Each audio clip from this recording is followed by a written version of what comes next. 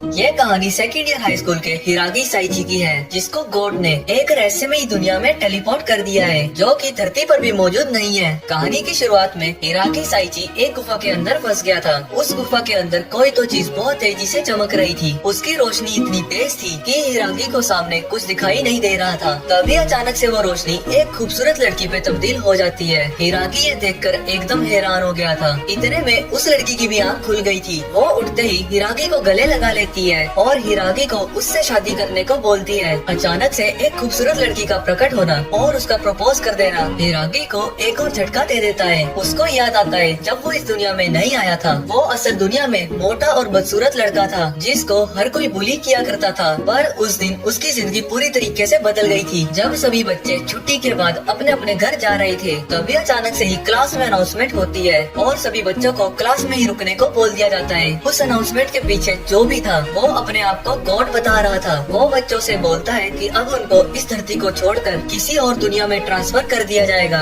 जहाँ पर वो सभी हीरो होंगे, और वो उन सभी को पावर्स और आइटम बॉक्स भी दे देता है। उन सभी बच्चों को ये अनाउंसमेंट बहुत अजीब लग रही थी। तभी फिर से अनाउंसमेंट होती है और उन बच्चों को ग्रुप्स बनाने को बोल दिया जाता है, ताकि उन्हें दूसरे वर्ल्ड में इजीली ट्रांसफर किया जा सके। लेकिन हिरागी के साथ कोई भी ग्रुप नहीं बनाता, क्योंकि हिरागी का लेवल सिर्फ 1 था। इसीलिए वहाँ पर वो अकेला ही रह जाता है। हिरागी को वहाँ अकेला देखकर गॉड को भी उस पर तरस आ गया था। इसीलिए वो हिरागी को एक स्पेशल स्किल देते हैं और उसको भी दूसरे वर्ल्ड में ट्रांसफर कर दिया जाता है। अकेले ट्रांसपोर्ट होने की वजह से हिरागी इस दुनिया में अपने दोस्तों से एकदम अलग ही जगह पर सम्मन हो गया था। उसे यहाँ आए हुए 5 दिन बीत चुके थे। इस बीच उसको इस जंगल में कुछ भी खाने को नहीं मिला था। तभी उसको अपने सामने एक कीड़ा रेंगता हुआ दिखाई देता है। हिरागी उसे खाने की कोशिश कर रहा था। तभी उसके पेट के ऊपर से कोई चीज कूद कर जाती है। हिरागी दर्द में चिल्लाते हुए उस चीज को गाली दे रहा था, साला तेरी कि तभी वही चीज फिर से हिरागी के ऊपर से कूद कर जाती है। अब हिरागी के अंदर बिल्कुल भी जान बाकी नहीं रह गई थी। तभी उसकी नजर उसके सामने पड़े एक नारियल पर जाती है। हिरागी तुरंत ही उसे उठा लेता है और ये भी चेक कर लेता है कि ये फल जहरीला तो नहीं। हिरागी को पता चलता है कि ये फ्रूट ऑफ इल्यूजन है। हिरागी को इसमें कोई भी गड़बड़ दिखाई नहीं दे रही थी, तो वो उसे खा लेता है। पर उसका टेस्ट इतना बुरा था कि हिरागी को उल्टी हो जाती है, लेकिन हिरागी फिर भी उसे पूरा खा लेता है। तभी हिरागी के आसपास से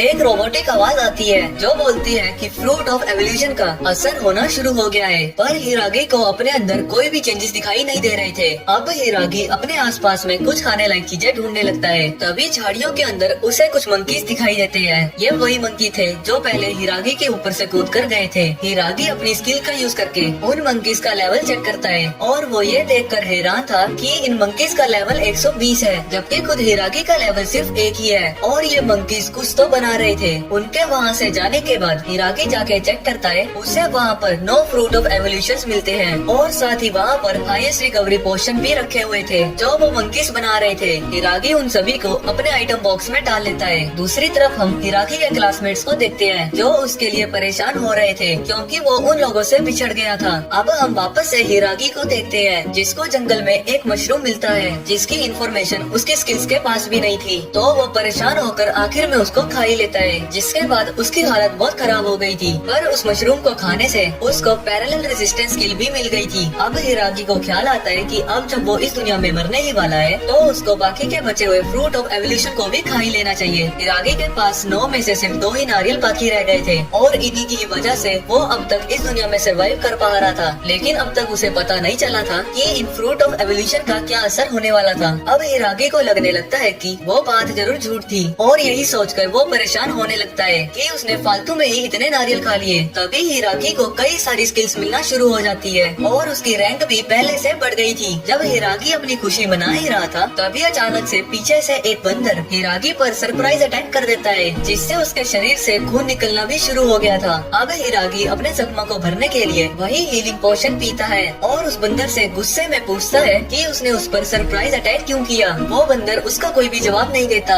और हिरागी पर तेजी से हमला करता है। वो उसकी गर्दन पकड़कर जमीन पर पटक देता है। हिरागी समझ चुका था कि वो इसे नहीं हरा पाएगा और अब वो बस मरने ही वाला है। वो बंदर भी हिरागी को खाने ही वाला था कि तभी हिरागी के शरीर से एक बदबूदार गैस निकलती है। उसे सुनते ही वो बंदर जमीन पर गिर जाता है और वहीं खत्म हो जाता है। हिरागी देखता है कि उस बंदर के अंदर से उसे बहुत सारे आइटम्स मिले हैं जिनमें उस बंदर के स्किल कार्ड्स भी थे। अब हिरागी भी उन अटैक्स को यूज कर सकता है। उन आइटम्स में से हिरागी को क्लेवर मंकी नॉलेज बुक भी मिलती है जिसके अंदर इस दुनिया के बारे में बहुत सी जानकारी थी। पर यह हैरानी की बात थी कि हिरागी इस किताब को कैसे पढ़ पा रहा है, क्योंकि यही वो स्पेशल स्किल थी जो गॉड ने उसे दी थी। अब हिरागी को फिर से वही आवाज आती है जो बोलती है कि एवोल्यूशन शुरू होने वाला है। हिरागी को उसकी बात कुछ समझ नहीं आती। तभी उसके शरीर में बहुत दर्द होना शुरू हो जाता है। उसके शरीर की हड्डियां टूटना शुरू हो गई थी और वो पहले के मुकाबले बहुत ही पतला हो जाता है। ये भले ही बहुत दर्दनाक था पर हिरागी का एवोल्यूशन 100 में से 1 कंप्लीट हो गया था और उसकी पावर्स पहले के मुकाबले बढ़ जाती है। लेकिन हिरागी को झटका तब लगता है जब वो देखता है कि 120 लेवल वाले मंकी को हराने के बाद भी उसका लेवल अभी भी 1 ही है। अब हिरागी को इस दुनिया में आए हुए 5 महीने बीत जाते हैं। जब वो एक जगह बैठकर पानी पी रहा था तभी उसके ऊपर 322 लेवल का वुल्फ उस पर हमला कर देता है। हिरागी उस हमले को डॉज करके उस वुल्फ पर अपनी स्पेशल बुलेटिन किक का यूज करता है जिससे वो वुल्फ खत्म हो जाता है। पिछली बार की तरह हिरागी को भी इसमें से कई सारे आइटम्स मिलते हैं जिनमें एक वाटर स्पिरिट एगर भी होता है जिसका यूज करके अब हिरागी भी वाटर मैजिक का यूज कर सकता था। अब हिरागी का पहले की तरह फिर से एवोल्यूशन होना शुरू हो जाता है और अब 10 में से उसके 9 एवोल्यूशन कंप्लीट हो चुके थे। वो सोचता है कि जब उसका 10th एवोल्यूशन भी कंप्लीट हो जाएगा तब उसके साथ क्या होगा। जब वो ये सब सोच ही रहा था तभी उसको क्लेवर मंकी का ग्रुप चारों ओर से घेर लेता है और हम देखते हैं कि इस बार उनका लीडर भी उनके साथ आया था जो हिरागी को फाइट के लिए चैलेंज कर देता है। हिरागी पूछता है क्या वो इस लड़ाई के लिए उसे मना कर सकता है, जिस पर वो गोरिल्ला उसको साफ इंकार कर देता है और उसके ऊपर एक जबरदस्त पंच मारने की कोशिश करता है। लेकिन हिरागी ने उस हमले को डॉज कर लिया था जिसको देखकर वो गोरिल्ला भी इम्प्रेस हो गया था क्योंकि ये पहली बार था जब किसी ने उसके हमले को डॉज किया था। हिरागी उसकी हरकतों को देख के समझ गया था कि ये गोरिल्ला मेल नहीं है, असल में ये फीमेल गोरिल्ला है जिसको हिरागी के ऊपर क्रश आ गया है। हिरागी उसके ऊपर अपनी ग्लैटिन किक का यूज करने की कोशिश करता है लेकिन वो गोरिल्ला बड़े आराम से उसे डॉज कर लेती है और हिरागी के ऊपर एक जोरदार पंच मारती है जिससे हिरागी जंगल में बहुत दूर जाके गिरा था। वो गोरिल्ला देखती है कि इस पंच के बाद भी हिरागी अभी भी जिंदा था। हिरागी उससे पूछता है कि क्या तुम मुझे सच में मारने वाली हो। अब हिरागी उठकर उस पर टाइगर क्लॉ से अटैक करता है लेकिन वो उसे डॉज करके वापस से हिरागी पर हमला कर देती है जिसकी वजह से वहाँ बहुत बड़ा धमाका भी हो गया था। लेकिन हिरागी फिर से बच जाता है। ये देखकर वो मंकी फिर से हिरागी से इम्प्रेस हो जाती है और उसे अपना नाम सारिया बताती है। अब हिरागी मजबूरन अपने डैगर को बाहर निकालता है और उसके ऊपर फॉल डिजास्टर वाटर मैजिक का यूज करता है लेकिन वो हमला उसी के ऊपर हो जाता है। उसे लग रहा था कि ये हमला सारिया ने किया है तो सारिया उसे मना कर देती है। अब वो हिरागी पर फिर से एक पावरफुल अटैक करती है। हिरागी उन हमलों से बचने की कोशिश कर रहा था लेकिन उसका एक घुसा उसके मुंह पर लग जाता है जिसके कारण उसके मुंह से खून भी निकल रहा था। अब हिरागी को लगता है कि यही उसका अंत है। तभी उसको अपने दोस्तों का ख्याल आता है और उसको फिर से मोटिवेशन मिल जाती है। अब हिरागी उसी हमले को याद करता है जब उसने उस बंदर पे यूज किया था पर हिरागी को नहीं पता था कि उस वक्त उसने ये कैसे किया था। अब सारिया फिर से उस पर अपना एक पावरफुल अटैक करने वाली थी तभी हारिया अपने दोनों हाथों को खड़ा कर लेता है और उसके बगल में से वही स्मेल फिर से बाहर आती है। पर इस बार मामला बिल्कुल ही अलग था। सारिया के बेहोश होने की बजाय वो उल्टा उससे प्यार कर बैठती है और उसको उससे शादी करने को बोलती है। ये सब क्या देखना पड़ रहा है, अच्छा है मैं अंधा हूँ। वो हिरागी को अपने साथ ले जाती है। अब हम देखते हैं कि सारिया हिरागी का एक वाइफ की तरह ख्याल रख रही थी। वो उसको खाने को खाना और पहनने के लिए कपड़े भी देती है। हिरागी को समझ नहीं आ रहा था कि ये गोरिल्ला इतना ज्यादा समझदार कैसे हो सकता है। उसको बस कैसे न कैसे यहाँ से बाहर निकलना था। उसको याद था कि उसने मैप में एक ब्लैक स्पॉट को देखा था। जब हिरागी उसके बारे में सोच ही रहा था तभी सारिया उसके पास आती है और उससे पूछती है क्या वो उसके बारे में ही सोच रहा है। हिरागी को बहुत तेज गुस्सा आता है और उस पर चिल्ला पड़ता है। हिरागी सारिया से पूछता है कि वो एक गोरिल्ला होकर इतनी समझदार कैसे है। सारिया उसको बताती है कि उसको गुफा के पास में कुछ किताबें मिली थी और उसको पढ़ के ही उसने ये सब और बोलना सीखा है। हिरागी उस किताब को खोलकर देखता है और उसको पता लगता है कि इस किताब के अंदर बहुत से घरेलू काम और उन्हीं से रिलेटेड कुछ मैजिकल स्पेल्स लिखे हुए हैं। अब सारिया हिरागी से बोलती है कि उसका खाना ठंडा हो रहा है तो वो उसे जल्दी से फिनिश कर ले। पर हिरागी उससे बोलता है कि वो उसे ना सिखाए कि उसे क्या करना चाहिए और क्या नहीं। वो गुस्से में सारिया को बास्टर्ड गोरिल्ला भी बोल देता है। सारिया उसे बड़े प्यार से बोलती है कि वो गोरिल्ला नहीं है, उसका नाम सारिया है और तुम चाहो तो मुझे हनी भी बुला सकते हो, तुम्हें शर्माने की कोई जरूरत नहीं है। ये सुनकर हिरागी का दिमाग खराब हो जाता है। अब तो उसे जल्द से जल्द यहाँ से निकलना था।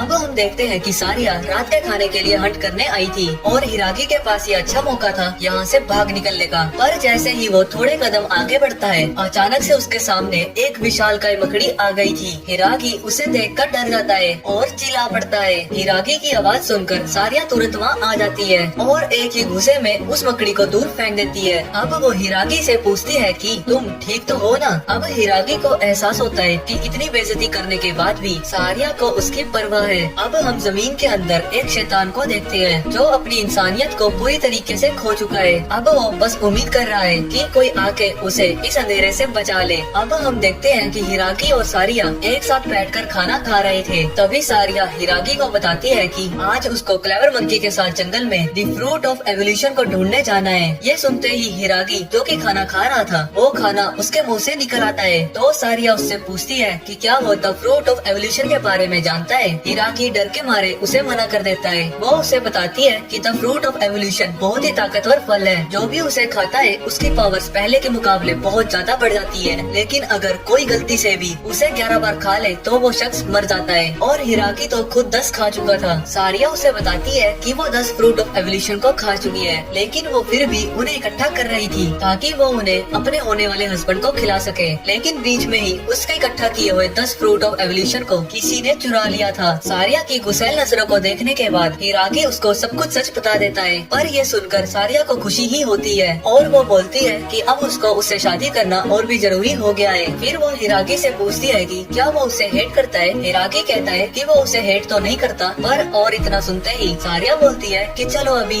इसी वक्त शादी कर लेते हैं। फिर सारिया हंटिंग के लिए वापस से बाहर चली जाती है और हिरागी इस मौके का फायदा उठाकर वहाँ से भाग निकलने में कामयाब हो जाता है। दूसरी तरफ हम हिरागी के क्लासमेट्स को देखते हैं जो कि ट्रेनिंग कर रहे थे, पर वो बहुत ही गुस्सा थे क्योंकि उन्हें कई दिनों से सिर्फ प्रैक्टिस ही कराई जा रही है और उन्हें रियल फाइट करनी थी। यहाँ तक कि किंग ने भी उनसे बोला था कि हमें डीमन किंग को हराना है और अब वो उन्हें छोटे मोटे मॉन्स्टर से भी लड़ने नहीं दे रहे हैं। दूसरी तरफ हम हिरागी को देखते हैं जिसके पीछे सारिया पड़ी हुई थी। वो उसे उस तरफ भागने को मना कर रही थी, लेकिन हिरागी उसकी सुनता नहीं है और इंस्टेंट मूवमेंट का यूज करके सारिया से बहुत दूर आ गया था। वो एक काली गुफा के पास आ गया था जहाँ की सेंस उसे बहुत अजीब लग रही थी, लेकिन सारिया की आवाज सुनने के बाद वो उस गुफा के अंदर चला जाता है। अंदर उसको एक बहुत बड़ा गेट देखने को मिलता है। वो जैसे ही उस गेट को खोलता है उसे वहाँ डार्क लॉर्ड ज़ीनोस देखने को मिलता है। वो बोलता है कि उसे कोई अंदाजा नहीं था कि कोई इंसान यहाँ तक जिंदा आ सकता है। हिरागी डार्क लॉर्ड का लेवल चेक करता है, उसका लेवल 15,000 था। अब वो हिरागी से लड़ने के लिए बहुत ही क्यूरियस हो रहा था क्योंकि उसे लगता है कि हिरागी बहुत ही ताकतवर इंसान होगा जो यहाँ तक जिंदा आ गया है। वो हिरागी के पीछे आकर अपनी तलवार से हमला करता है, लेकिन वो हमला सारिया अपने ऊपर ले लेती है और उसी पल उसकी मौत हो जाती है। हिरागी सारिया का नाम लेकर उससे पूछने की कोशिश करता है कि उसने उसकी जान क्यों बचाई। तभी सारिया की आंख खुलती है और वो बोलती है कि उसे खुशी है कि हिरागी ने पहली बार उसका नाम लिया है। हिरागी उसे हीलिंग पोशन देने की सोचता है, लेकिन सारिया उसको बताती है कि वो पहले ही मर चुकी है। ये उसकी एबिलिटी है जो कि उसे अलाउ करती है कि वो मरने के बाद भी कुछ देर उससे बात कर पा रही है। अब हिरागी रोकते हुए उससे पूछता है कि उसने उस जैसे की जान क्यों बचाई जिसने उसकी इज्जत भी नहीं की। सारिया बोलती है कि तुम एक काइंड पर्सन हो और लीडर भी, मुझे तुम्हारे साथ बहुत ही मजा आता था। पीछे से डार्क लॉर्ड उनसे बोलता है कि एक गोरिल्ला और एक इंसान की लव स्टोरी बहुत ही वाहियात है। अब हिरागी खड़ा होता है और उससे बोलता है कि तुम नहीं समझोगे और अपने डैगर को निकाल कर उसके ऊपर फॉल डिजास्टर से हमला करता है, लेकिन ज़ेनोस डार्क होल का यूज करके हिरागी के हमले को एब्जॉर्ब कर लेता है। लेकिन हिरागी हार नहीं मानता और इंस्टेंट मूवमेंट के साथ ज़ेनोस के करीब आ जाता है और इसी वक्त हिरागी की अल्टीमेट स्किल भी खुल गई थी और उसका यूज करके वो ज़ेनोस यानी डार्क लॉर्ड को हरा देता है। वो मरते हुए हिरागी का शुक्रिया अदा करता है द पावर ऑफ लव दिखाने के लिए। अब हम देखते हैं कि डार्क लॉर्ड अपने इंसानी रूप में आ गया है और उसके साथ कोई लड़की भी थी। अब वो दोनों ही हवा में गायब हो जाते हैं। दूसरी तरफ हम सारिया को देखते हैं जो हिरागी से बोलती है कि वो उसकी वाइफ बनना चाहती थी। हिरागी भी बोलता है कि वो भी यही चाहता था और वो दोनों लास्ट किस कर लेते हैं। तभी सारिया और भी तेजी से चमकने लगती है और वहीं खूबसूरत लड़की में तब्दील हो जाती है जिसे हमने शुरुआत में देखा था। अब हम हमें डार्क लॉर्ड जेनोस की बैक स्टोरी बताई जाती है कि वो 1500 साल पहले नोबल हुआ करता था जिसे हर कोई पसंद किया करता था। वो तलवारबाजी में बहुत अच्छा था और हीरोज को ट्रेनिंग भी दिया करता था। लेकिन एक दिन वो एम्परर की स्कीम में फंस जाता है जिसकी वजह से सभी लोग उसे हेट करने लगे थे। यहाँ तक कि उसकी खुद की वाइफ भी उससे दूर हो गई थी। बस उसकी मेड मारिया उस पर भरोसा किया करती थी और उनका ये अनकंडीशनल लव एम्परर को पता लग जाता है और वो उन पे हमला करवा देते हैं। मारिया जीनोस को बचाने के लिए अपनी कुर्बानी दे देती है। मारिया की मौत के बाद जीनोस इंसानियत खो चुका था। वही वो काला दिन था जिस दिन वो मॉन्स्टर बन जाता है। अब हम हिरागी और सारिया को देखते हैं जिनको वहाँ पर ट्रेजर चेस्ट मिला था। हिरागी को उसके अंदर से सबसे पहले एक शर्ट मिलती है जो वो सारिया को पहनने के लिए दे देता है जिसमें वो बहुत ही खूबसूरत दिख रही थी। उसे देखकर हिरागी की नाक से खून भी बहना शुरू हो गया था। अब हम देखते हैं कि उस चेस्ट के अंदर से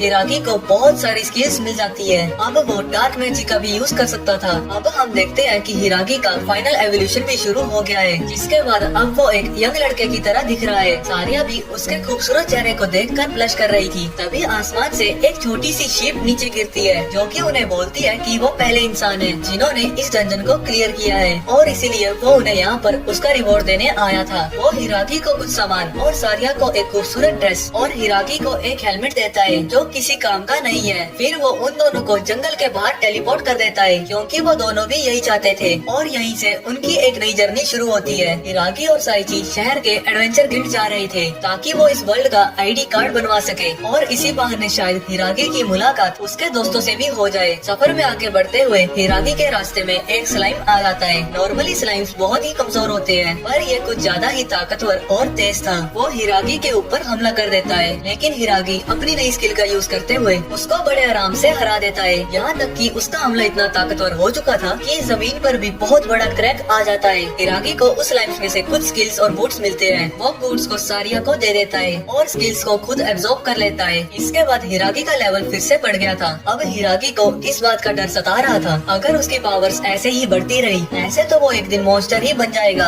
अचानक से ही हिरागी के हेलमेट में बहुत तेज की लाइट चमकती है। वो हेलमेट एक रोप में बदल जाता है। हिरागी को उस रोप के अंदर से एक चिट्ठी मिलती है। वो लेटर मिस्टर शीप का था जिसमें लिखा था कि ये हेलमेट हिरागी के लेवल के साथ इवॉल्व होता रहेगा। लेटर को पूरा पढ़ते ही वो लेटर खुद ही ब्लास्ट हो जाता है और हिरागी का मुंह जल जाता है। अब वो दोनों टेलवर्ड शहर पहुंच गए थे लेकिन उन्हें अंदर नहीं जाने दिया जा रहा था क्योंकि उनके पास आईडी कार्ड नहीं था। हिरागी पहरेदार से झूठ बोलता है कि उनका आईडी कार्ड रास्ते में कहीं खो गया है। पहरेदार को उनकी बातों पर विश्वास तो नहीं हो रहा था लेकिन वो फिर भी मान लेता है और हिरागी और साइची को एक चमकते गोले के ऊपर हाथ रखने को बोलता है। उस चमकते गोले के ऊपर हाथ रखने से ये पता चल जाएगा कि हिरागी और साइची कोई भागे हुए क्रिमिनल्स तो नहीं है। लेकिन हिरागी और साइची वो दोनों ही इस लिस्ट में पास हो जाते हैं और हिरागी यहाँ पहरेदार को बताता है कि वो यहाँ पर गिल्ड में आईडी कार्ड ही बनवाने आए हैं। ये सुनकर वो पहरेदार बहुत ही ज्यादा घबरा जाता है और उन्हें गिल्ड में जाने से सख्त मना करता है। वो सिपाही हिरागी को अपना नाम क्लूड बताता है और बोलता है कि अंदर तुम्हें कोई भी परेशानी होती है तो सीधा तुम मेरे पास ही आना। हिरागी उसकी बात को मान लेता है और शहर के अंदर चला जाता है। वहाँ से देखने में तो वो गिल्ड नॉर्मली लग रही थी। हिरागी गिल्ड के अंदर झांक के देखता है। अंदर एक अजीब सी लड़की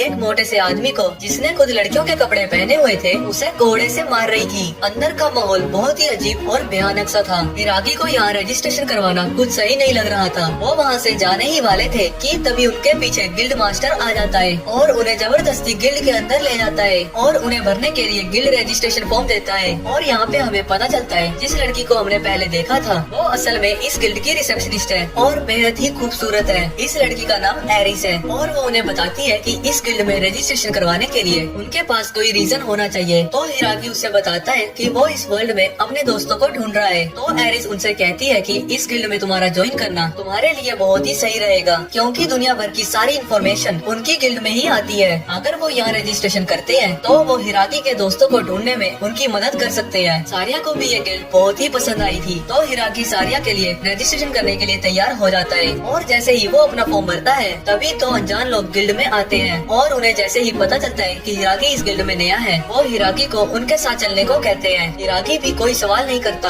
और उनके साथ चलने को तैयार हो जाता है। सारिया को उसकी फिक्र हो रही थी। दूसरी तरफ हम देखते हैं कि वो दोनों एडवेंचरर हिरागी को अपने बॉस के पास लेकर आए थे। वो हिरागी का चेहरा अपने बॉस को दिखाते हैं। वो हिरागी का खूबसूरत चेहरा देखकर वो दोनों एडवेंचरर भी हैरान रह गए थे। लेकिन हिरागी अपने सामने देखता है कि उनके बॉस ने अपने सारे कपड़े उतार दिए हैं और वो अजीब तरीके से हिरागी से कहता है तुम तैयार हो? तू समझा? हाँ। नहीं, तू समझा नहीं। अब उन दोनों एडवेंचरर्स ने भी अपने कपड़े उतार दिए थे। हिरागी को उनके इरादे कुछ ठीक नहीं लग रहे थे।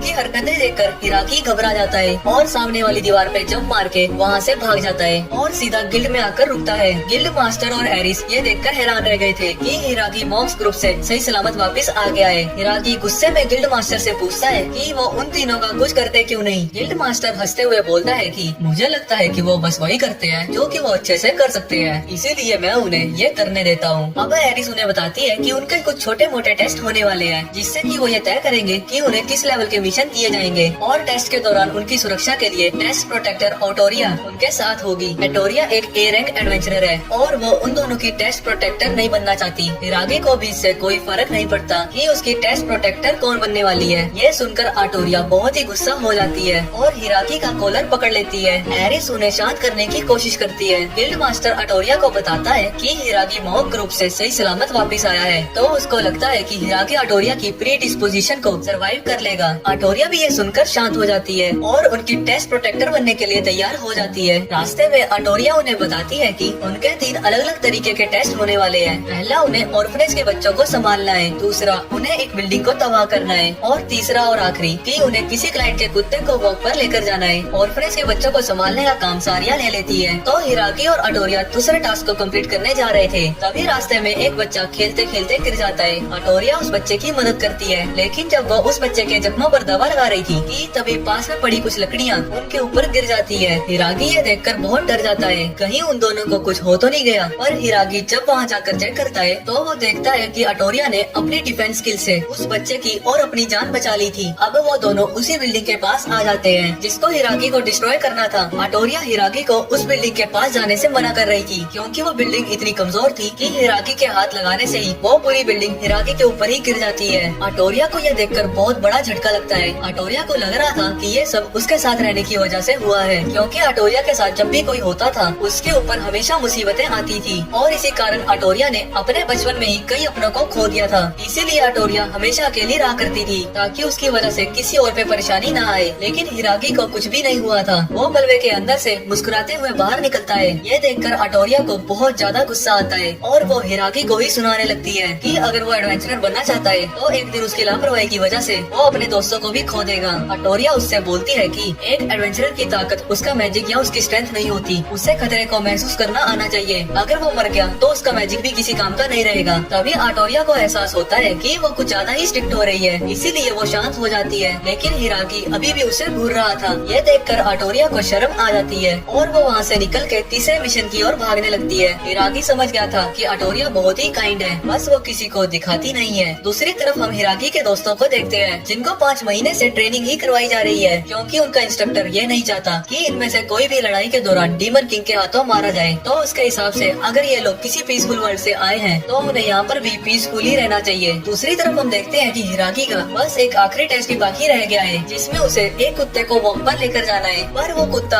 असल में एक भेड़िया निकलता है जो हिरागी की चड्डी फाड़ देता है। उस भेड़िया की मालकिन को लगता है कि हिरागी को इसमें बहुत मजा आ रहा है। आटोरिया हिरागी से मजाक में बोलती है कि वो चिंता ना करे, अगर वो खतरे में पड़ेगा तो वो उसको बचा लेगी। तभी उस भेड़िया की मालकिन आटोरिया से बोलती है कि आजकल वो कुछ ज्यादा ही खुश रहने लगी है, कहीं इसका कारण हिरागी तो नहीं। ये सुनकर आटोरिया तो बहुत ही ज्यादा शर्मा जाती है और बोलती है कि ऐसा कुछ भी नहीं है, वो तो बस इसकी टेस्ट प्रोटेक्टर है। अब हम गिल्ड का सीन देखते हैं जहाँ पर गिल्ड मास्टर हिरागी को उसके मिशन कंप्लीट करने का इनाम अपने कच्चे से निकाल कर देता है, जिस पर हिरागी को बहुत ज्यादा गुस्सा आता है। खैर हिरागी और सारिया के पास अभी कहीं रहने के लिए जगह नहीं है, तो आटोरिया उन्हें एडवाइस देती है कि वो जहाँ पर रह रही है वो भी वहाँ पर रह सकते हैं। आटोरिया के मुँह से ऐसी बातें सुनकर गिल्ड मास्टर और एरिस को बहुत बड़ा झटका लगता है। आटोरिया बहाना बनाने की कोशिश करती है और वो बोलती है कि वो ऐसा इसलिए कह रही है क्योंकि वहाँ का रेंट बहुत कम है और वहाँ पे खाना भी अच्छा मिलता है और हिरागी और साइची भी वहाँ रहने के लिए तैयार हो जाते हैं। अब आगे एडवेंचरर बनने के लिए हिरागी और साइची का एक लास्ट टेस्ट बाकी रह गया है, जिसमें उनको सिर्फ 10 मेडिकल हर्ब्स को कलेक्ट करना है। लेकिन हिरागी बात पूरी सुने बिना ही उन्हें जंगल में ढूंढने निकल जाता है। सारिया ने जल्दी ही अपने टेस्ट को कंप्लीट कर लिया था, लेकिन हिरागी को पूरे जंगल में एक भी हर्ब नहीं मिलता, इसीलिए वो रेयर मशरूम ही उठा लाता है। लेकिन ये हर्ब तो वही उनके पैरों के नीचे ही उग रहे थे, जो देख हिरागी शर्म से कहीं डूब मरना चाहता था। लेकिन अब यहाँ सिर्फ 5 हर्ब ही बाकी रह गई है, इसलिए हिरागी को वापस जंगल में ही जाना होगा। अब जंगल में उसको हर्ब्स तो नहीं मिल रहे थे, लेकिन उसका सामना कुछ मॉन्स्टर से हो जाता है, जो किसी इंसान को टपकाने की बातें कर रहे थे। हिरागी को उनकी बातें सुनाई दे गई थी, लेकिन वो गधा फिर भी सोचता है कि वो उनसे मेडिकल हर्ब्स के बारे में पूछेगा, और वो ऐसा ही करता है। अब एक इंसान को वहाँ देखकर वो सारे मॉन्स्टर्स घबरा जाते हैं, क्योंकि अगर हिरागी ने उनकी बातें सुन ली होगी तो आज उनका बॉस उन्हें जिंदा नहीं छोड़ेगा। अब अपनी जान बचाने के लिए वो हिरागी को मारने का सोच लेते हैं, इसीलिए वो अपने सबसे ताकतवर साथी जायंट मॉन्स्टर को वहाँ बुलाते हैं। वो वाकई में बहुत बड़ा था और ताकतवर भी। वो हिरागी को अपनी थापी के नीचे दबा देता है। सबको वहाँ लग रहा था कि हिरागी वहाँ खत्म हो चुका है, लेकिन अगर ध्यान से देखा जाए तो हिरागी ने उस मॉन्स्टर की सारी पावर्स को एब्जॉर्ब कर लिया था, जिसके बाद वो उसकी थापी को ही तोड़ देता है। ये देख सारे मॉन्स्टर्स घबरा जाते हैं और बोलते हैं कि हमारा काम यहाँ पहले ही खत्म हो चुका था, इसलिए आज हम तुम्हें जाने दे रहे हैं। अगर तुम फिर कभी मेरे सामने आए तो मैं तुम्हें खत्म कर दूंगा। ये कहकर वो वहाँ से दुम दबाकर भाग जाते हैं। हिरागी को पूरे जंगल में हर्ब्स के अलावा जो भी मिलता है वो सब उठा लाता है, तो आटोरिया भी उस पर तरस खा के उसको अपने 5 हर्ब्स दे देती है। दूसरी तरफ हम उन्हीं 3 मॉन्स्टर्स को देखते हैं, जो डीमन आर्मी की 3rd डिवीजन की कैप्टन लिया के सामने झुके हुए थे। लिया उन तीनों को सजा देने वाली थी, क्योंकि ये तीनों उसकी बात न मानकर इंसानों के बीच चले गए थे और वहाँ से पिटकर भी आ गए। उन तीनों में से एक मॉन्स्टर बोलता है कि उन्होंने टाउन में बहुत सी जगहों पर ट्रांसपोर्टेशन मैजिक लगा दिया है, जो भी उस पर पैर रखेगा वो सीधा ब्लैक ड्रैगन के डंजन में जा गिरेगा। लिसा को ये बात सुनकर बहुत ही दुख होता है। साफ तौर पे वो नौटंकी कर रही थी। खैर, उसकी बात न मानने के लिए वो इन तीनों को 500 बार कोड़ों से मारने वाली है। शहर के बाहर सारिया और हिरागी आटोरिया का वेट कर रहे थे, तभी उन्हें वहाँ क्रूड मिल जाता है। वो उन्हें बताता है कि ये उनका फाइनल टेस्ट होने वाला है। जब क्रूड हिरागी से आटोरिया की तारीफ कर रहा था, तभी वहाँ आटोरिया भी आ जाती है। आटोरिया ये देख हैरान थी कि हिरागी और क्रूड एक दूसरे को पहले से ही जानते हैं। खैर, उनके आखिरी टेस्ट में उन्हें कमजोर स्लाइम्स को मारना है। सारिया फिजिकल कॉम्बैट में अच्छी है, तो वो अपने गोरिल्ला हाथों का यूज करेगी। अब जब हिरागी एक स्लाइम को मारने ही जा रहा था, तभी वो अचानक ही गायब हो जाता है। आटोरिया ये देखते ही समझ चुकी थी कि यहाँ किसी ने टेलीपोर्टेशन मैजिक बिछाया है। वो सबको सतर्क करने गिर जा रही थी, लेकिन गलती से वो अपना पैर उस जाल के ऊपर ही रख देती है। अब उसके टेलीपोर्ट होने से ठीक पहले हिरागी और साइची आटोरिया को पकड़ लेते हैं और वो तीनों ही ड्रैगन के डंजन में टेलीपोर्ट हो जाते हैं, जिसका एहसास ड्रैगन को भी हो चुका था। वो तीनों ड्रैगन के डंजन में फंस चुके थे। आटोरिया को उनके ऊपर बहुत ही गुस्सा आ रहा था, क्योंकि उसको बचाने के चक्कर में वो दोनों भी यहाँ फंस चुके हैं। खैर, अब वो लोग एक दूसरे से अलग न हो जाए, इसीलिए आटोरिया उन्हें गाइड स्टोन देती है, जो उन्हें एक दूसरे की लोकेशन बताता रहेगा। साथ ही अगर उनका कोई साथी किसी खतरे में होता है तो इसका रंग लाल हो जाएगा। अब आगे बढ़ते हुए आटोरिया का पहला ही कदम उन्हें एक दूसरे से अलग कर देता है। वो दीवार बहुत ही मजबूत थी, इसीलिए आटोरिया को कोई और ही रास्ता ढूंढना होगा। साइची और सारिया के पास गाइड स्टोन था, जिससे वो आटोरिया को ढूंढ सकते थे, लेकिन उन्हें ये पता ही नहीं है कि इसे इस्तेमाल कैसे करते हैं। जैसे तैसे वो पत्थर चमकने लगता है, लेकिन वो रास्ता दीवार के उस पार ही दिखा रहा था, जो उन्हें एक और बार डिसअपॉइंट कर देता है। इसीलिए अब उनको खुद ही कोई रास्ता ढूंढना होगा। दीवार के दूसरी ओर आटोरिया को भी कई ताकतवर मॉन्स्टर्स का सामना करना पड़ रहा था, जिनको वो जैसे तैसे मार तो देती है, लेकिन उसकी हालत आधी अधमरी सी हो चुकी थी। सारिया और हिरागी को इस डंजन के अंदर डेड एंड के अलावा कोई और रास्ता नहीं मिल रहा था, लेकिन वहाँ एक तो कमरा था जिसके अंदर ट्रेजर चेस्ट रखा हुआ था। पूरे डंजन में ये इकलौता कमरा है जो सबसे अलग दिख रहा था। तो हिरागी समझ जाता है कि ये जरूर कोई ट्रैप है, इसीलिए वो इसे ना खोलने का ही फैसला करता है। लेकिन तभी उस चेस्ट बॉक्स से कोई आवाज आती है। हम देखते हैं कि ये चेस्ट बॉक्स इंसानों की तरह बोल सकता है और इंसानों के जैसे ही इसके हाथ और पैर भी हैं। वो हिरागी के ऊपर अटैक कर देता है। हिरागी ऐसी अजीब चीज को देख घबरा गया था। वो गलती से उसके ऊपर हमला कर देता है और वो चेस्ट बॉक्स वहीं खत्म हो जाता है। उसके खत्म होते ही वहाँ एक और नया चेस्ट बॉक्स अपीयर होता है, जिसके अंदर उस चेस्ट बॉक्स की बायोग्राफी बुक थी। एक गोल्डन टाइम था जब हर एडवेंचरर या एक्सप्लोरर को डंजन में जाने के लिए चेस्ट बॉक्स की जरूरत पड़ती थी, जिसमें वो अपना ढूंढा हुआ खजाना रखते थे। लेकिन जब से आइटम बॉक्स इन्वेंट किया गया है, लोगों ने चेस्ट बॉक्स को भुला ही दिया था। इस अकेलेपन ने उसे इंसानों की तरह बोलना, चलना और जादू करना सिखा दिया। उसने सोचा होगा कि शायद अब इंसान उसे अपना लेंगे, लेकिन इंसानों ने उसको मॉन्स्टर बोलकर उसका बहिष्कार करना शुरू कर दिया। अब चेस्ट बॉक्स के अंदर एक और रिंग थी, जिससे किसी का भी गुड लक 2 गुना माइनस में जा सकता था। तभी वो गाइड स्टोन लाल रंग में चमकना शुरू कर देता है। अरे ये कहाँ चमक रहा है? आटोरिया जरूर कोई बहुत बड़े खतरे में है। दूसरी तरफ आटोरिया एक विशालकाय गेट के बाहर खड़ी थी। इसके अंदर जाने के अलावा यहाँ कोई और रास्ता नहीं था। अंदर जाते ही वो दरवाजा बंद हो जाता है और सामने ब्लैक ड्रैगन था, डीमन लॉर्ड की आर्मी का सबसे ताकतवर मॉन्स्टर। आटोरिया निडर होकर ब्लैक ड्रैगन पर हमला करती है। तभी सीन चेंज होता है और हम देखते हैं कि हिरागी और साइची को समझ आ चुका है कि आटोरिया बहुत ही बड़े खतरे में है, पर वो क्या करे क्योंकि वो पत्थर अभी भी दीवार के उस पार ही रास्ता दिखा रहा है। हिरागी गुस्से में दीवार पर कई मुक्के मारता है, जिससे दीवार तो नहीं पर उसका हाथ जरूर टूट जाता है। आटोरिया पहले से ही घायल थी और इस ड्रैगन से लड़ते हुए वो और भी कमजोर हो चुकी है, लेकिन वो फिर भी लड़ती है। हिरागी और साइची को बचाने के लिए आटोरिया अपनी सबसे पावरफुल फॉर्म कैलीमेटी बशर को अनलिश करती है। ड्रैगन को एक इंसान से इतनी ताकत की उम्मीद कभी नहीं थी, लेकिन कई कोशिशें करने के बावजूद आटोरिया हार जाती है और ड्रैगन अपने फायर ब्लास्ट से उसे खत्म करने जा रहा था, लेकिन मौके पर हिरागी और साइची वहाँ आ जाते हैं और आटोरिया को बचा लेते हैं। इसके बाद हिरागी अपना स्पेशल हीलिंग पोशन आटोरिया को देता है और खुद सामना करता है ब्लैक ड्रैगन का।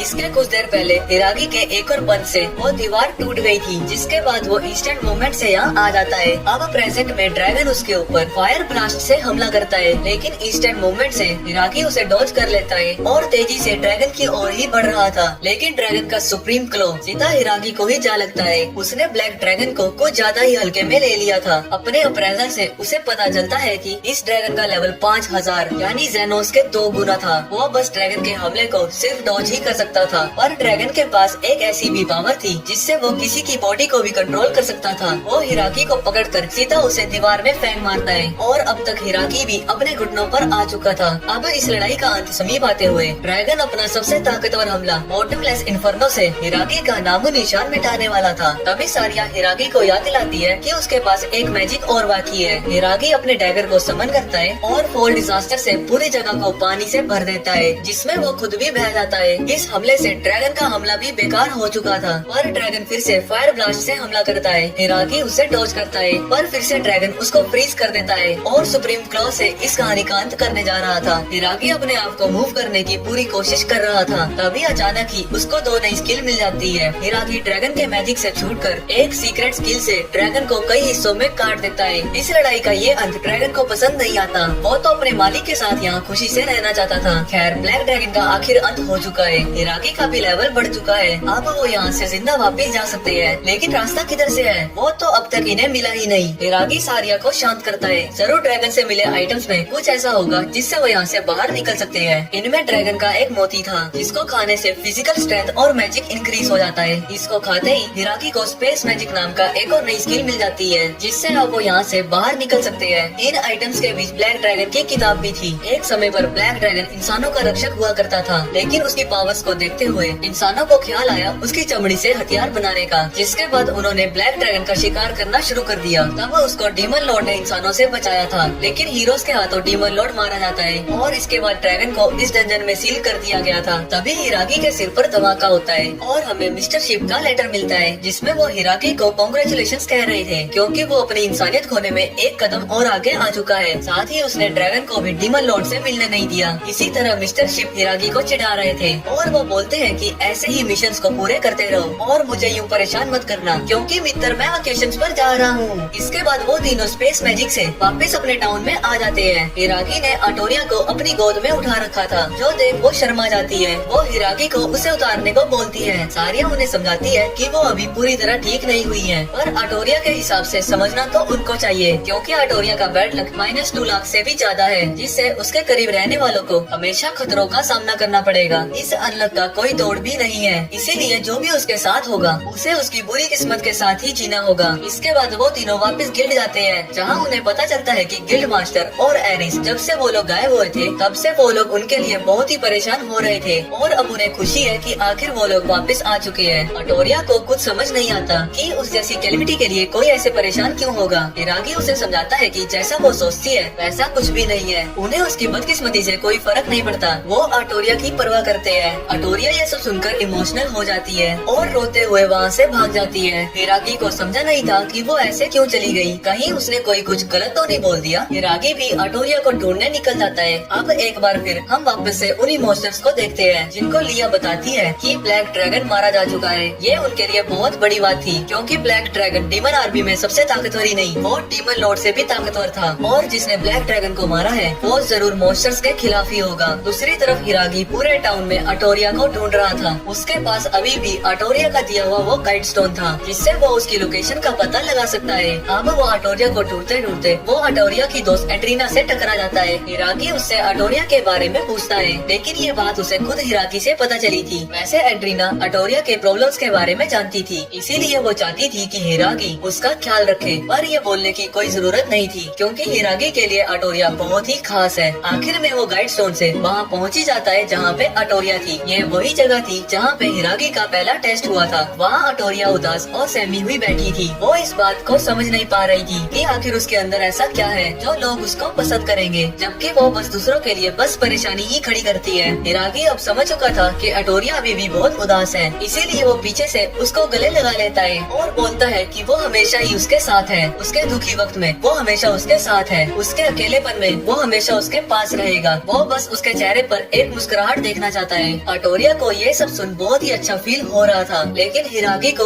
उसको पकड़े हुए कुछ ज्यादा ही देर हो गई थी, जिस वजह से उन दोनों को ही शर्म आ रही थी। तभी हिरागी को याद आता है कि उसके पास एक नेगेटिव लक रिंग भी है। वो उस रिंग को अटोरिया की उंगली में पहना देता है, क्योंकि अटोरिया का लक नेगेटिव में है और ये रिंग भी नेगेटिवली ही काम करती है, यानी इसका असर अटोरिया के ऊपर ऑपोजिट ही काम करेगा, यानी कि अब अटोरिया कैमिटी नहीं है। तो हिरागी बोलता है कि अब हम अपनी लाइफ को खुशी से जी सकते हैं और इसमें वो हमेशा उसको सपोर्ट करेगा। ये सुन अटोरिया के दोनों गाल लाल हो जाते हैं और वो शर्मा के वहाँ से भाग जाती है। हिरागी को समझा नहीं था कि अब अटोरिया को क्या हो गया, लेकिन धीरे धीरे उसे रियलाइज होता है कि उसने गलती से अटोरिया को प्रपोज ही कर दिया। वो उसको समझाने के लिए उसके पीछे भागता है, पर हिरागी को वो थोड़ी खुश दिखाई दे रही थी, इसीलिए वो इस वक्त के लिए इसे टाल देता है। दूसरी तरफ अटोरिया को समझ नहीं आ रहा था कि आखिर उसका दिल इतनी तेजी से क्यों धड़क रहा है। इसके बाद हिरागी जब भी अटोरिया के सामने आता वो उसे अवॉइड कर देती थी। हिरागी भी इससे परेशान हो चुका था। उसको समझ नहीं आ रहा था कि अटोरिया उसको यूं इग्नोर क्यों कर रही है। अब हिरागी को लगने लगता है कि अटोरिया उसको हेट करती है, तभी वो उसको यूं इग्नोर कर रही है। तब सारिया उसको बताती है कि आज वो फिर से ऑर्फनेज जाने वाली है। तब हिरागी भी यहाँ इस वर्ल्ड के बारे में और जानने की कोशिश करेगा। उसे खासकर अपने दोस्तों का पता लगाना है। वो सबसे पहले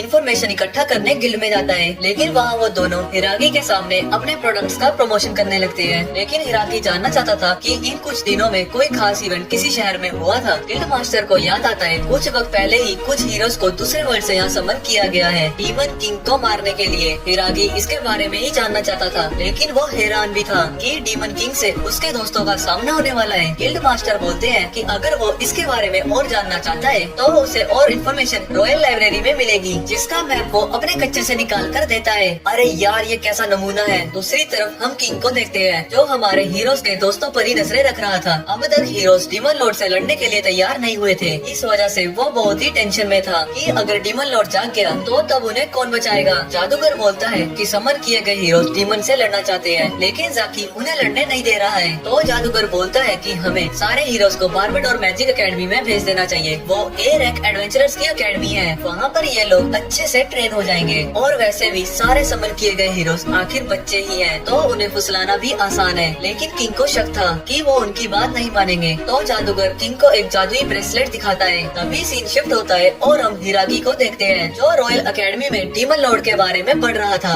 उसको हर एक किताब में शैतान दिखाया गया है, पर हिरागी जानता था कि इंसान भी शैतान से कम नहीं है, इसीलिए वो इसमें कंफ्यूज है कि आखिर सही कौन है। वो ऐसे ही किताबों को पढ़ते जा रहा था और उसे नई नई स्किल्स मिलती जा रही थी। वो कई सारे किताबों के पन्ने तेजी से पलटने लगता है और उसे उतनी ही तेजी से स्किल्स मिलना शुरू हो जाती है, क्योंकि यही वो स्पेशल स्किल था जो गॉड ने उसे यहाँ समन करने से पहले दिया था। इतनी किताबें पढ़ने के बाद भी हिरागी को वहाँ कुछ भी नहीं मिलता। अब उसे भूख भी लगने लगी थी, तो वो बाहर कुछ खाने के लिए निकल पड़ता है। अब रोड के एक कोने पर उसको एक लड़की दिखाई देती है जिसके कान एक जानवर की तरह थे। वो लड़की वहाँ कुछ पेंटिंग्स को बेच रही थी। हिरागी देखता है कि ये तस्वीरें तो बहुत ही खूबसूरत है और ये सारी तस्वीरें इस लड़की ने खुद ही बनाई है। हिरागी इन तस्वीरों में से एक तस्वीर को लेने का मन बना लेता है। वो ये लड़की सुन हैरान हो गई थी, क्योंकि हिरागी वो पहला था जो उससे पेंटिंग खरीद रहा है। हिरागी उस पेंटिंग को अपने आइटम बॉक्स में रख लेता है। तभी हिरागी को पास की ही गली से बहुत स्वादिष्ट खाने की खुशबू आती है। वहाँ पर एक कैफे था, लेकिन अंदर जाने से वो घबरा रहा था कि कहीं उसके साथ वो फिर से ना हो जाए जो उसके साथ गिल्ड में पहले दिन हुआ था। पर हिरागी की भूख उसे अंदर जाने के लिए मजबूर कर देती है। अंदर कैफे का मालिक मैकेनिक और एक आदमी बैठा हुआ था। वो आदमी हिराकी को पहचान लेता है कि वो यहाँ से नहीं है। तभी सीन चेंज होता है और हम आटोरिया को देखते हैं, जो कि बहुत ही परेशान गलियों में घूम रही थी। उसको समझ नहीं आ रहा था कि आखिर उसके दिल को उसके सामने आते ही क्या होने लगता है। तभी हमें एड्रियाना दिखाई देती है, जो आटोरिया से बोलती है कि वो उसकी बीमारी के बारे में जानती है। दूसरी तरफ हम हिराकी को उसी कैफे में देखते हैं, जो वहाँ पे मीट नूडल्स खा रहा था। इतना स्वादिष्ट खाना उसने यहाँ पहली बार खाया था। इस आदमी का नाम रेंस है, यहाँ का एक नॉर्मल सिटीजन। उसने हिराकी को देखते ही पहचान लिया था कि वो यहाँ से नहीं है, यानी जरूर तुम एक एडवेंचरर हो। हिराकी उसे बताता है कि वो हाल ही में एक ऑफिशियल एडवेंचरर बना है। हिराकी के नाम से रेंस को लगता है कि हिराकी नॉर्थर्न नेशन से है, जहाँ के वॉरियर्स बहुत ही ताकतवर होते हैं। हिराकी उसकी हाँ में हाँ मिलाई जा रहा था। उसे बस इस बात का डर था कि कहीं इन दोनों को ये न पता चल जाए कि हिराकी इस वर्ल्ड से ही नहीं है। दूसरी तरफ हम एड्रियाना और अटोरिया को देखते हैं। एड्रियाना अटोरिया को बताती है कि वो हिराकी के प्यार में पड़ चुकी है। ये बात मानने को अटोरिया राजी ही नहीं थी, वो बस शर्मा ही जा रही थी। तो एड्रियाना उससे पूछती है कि उसके लेफ्ट हैंड में हिराकी की पहनाई हुई उस रिंग का आखिर क्या मतलब है। अटोरिया बोलती है कि हिराकी के पास पहले से ही सारिया है। ये कहते हुए उसके बहते आंसू एड्रिना के सामने सब बयान कर देते हैं कि वो सच में प्यार में पड़ चुकी है। अब अटोरिया भी एड्रिना के सामने सब कुछ कन्फेस कर देती है। वो बोलती है कि वो हाँ हिराकी से प्यार करती है, उसे हिराकी चाहिए पर वो शायद उसे पा नहीं सकती। एड्रिना बोलती है कि अब बस सब कुछ तुम मुझ पर छोड़ दो। दूसरी तरफ हम कैफे में हिराकी को देखते हैं, जिसने बातों बातों में उनको रिंग के बारे में भी बता दिया था, जिससे उसे पता चलता है कि यहाँ लेफ्ट हैंड में रिंग पहनाना कन्फेशन का साइन है। हिराकी की फटके 4 हो जाती है, क्योंकि अगर अब वो ये कहेगा कि ये एक मिसअंडरस्टैंडिंग थी या तो ये उसने गलती से कर दिया, तो हिराकी को सरकार के द्वारा मार दिया जाएगा। और ऐसा भी हो सकता है कि उसको उसके छोटे भाई से अलग कर दिया जाए। भाई यहाँ पे क्या हो रहा भाई,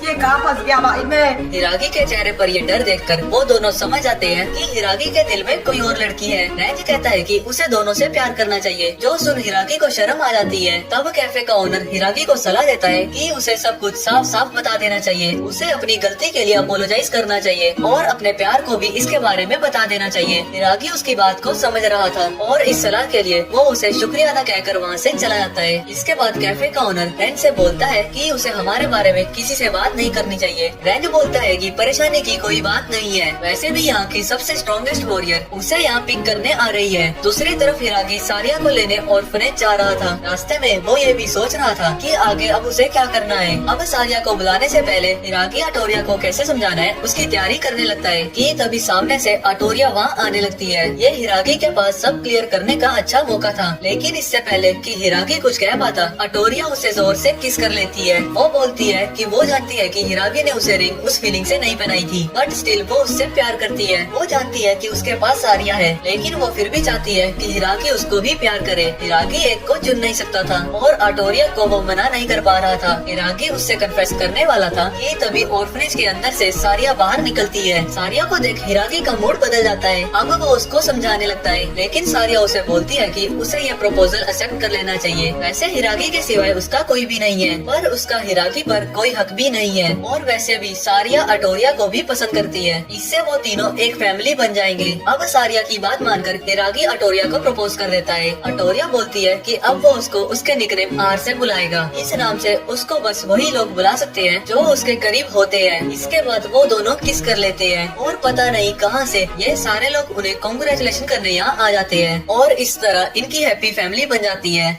तो हमारा हिराकी आखिर ऑफिशियल एडवेंचरर बन चुका है, पर अब तक उसके पास कोई घोड़ा ही नहीं है और एक घोड़ा तो एडवेंचरर की पहचान होती है। तो गिल्ड मास्टर हिराकी को अपने कच्चे से एक मैप निकाल के देते हैं, जिसके अंदर उस जगह का रास्ता था जहां उसे घोड़ा मिलेगा। हिराकी के पास घोड़ा न होने की वजह से गिल्ड मास्टर उसे अपने घोड़े से खेलने को बोलते हैं।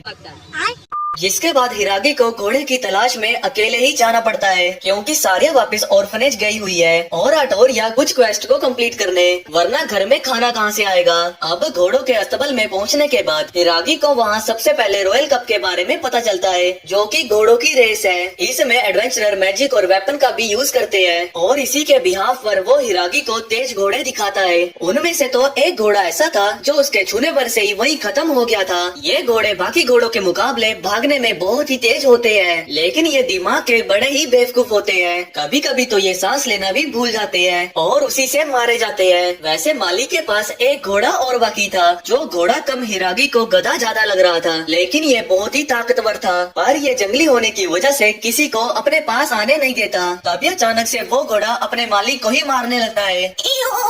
साले तू बेचेगा मुझे, तेरी हिम्मत कैसे हुई? हिरागी वहाँ खड़ा बस हैरानी हो सकता था। तभी उसको एक न्यू स्किल मिल जाती है, जिससे अब वो कोई भी भाषा को समझ सकता था। हिरागी को पता चलता है कि ये फीमेल डंकी किसी ऐसे शख्स का इंतजार कर रही है जो उसके लायक हो, और उससे पहले वो नहीं चाहती कि कोई उसे टच भी करे।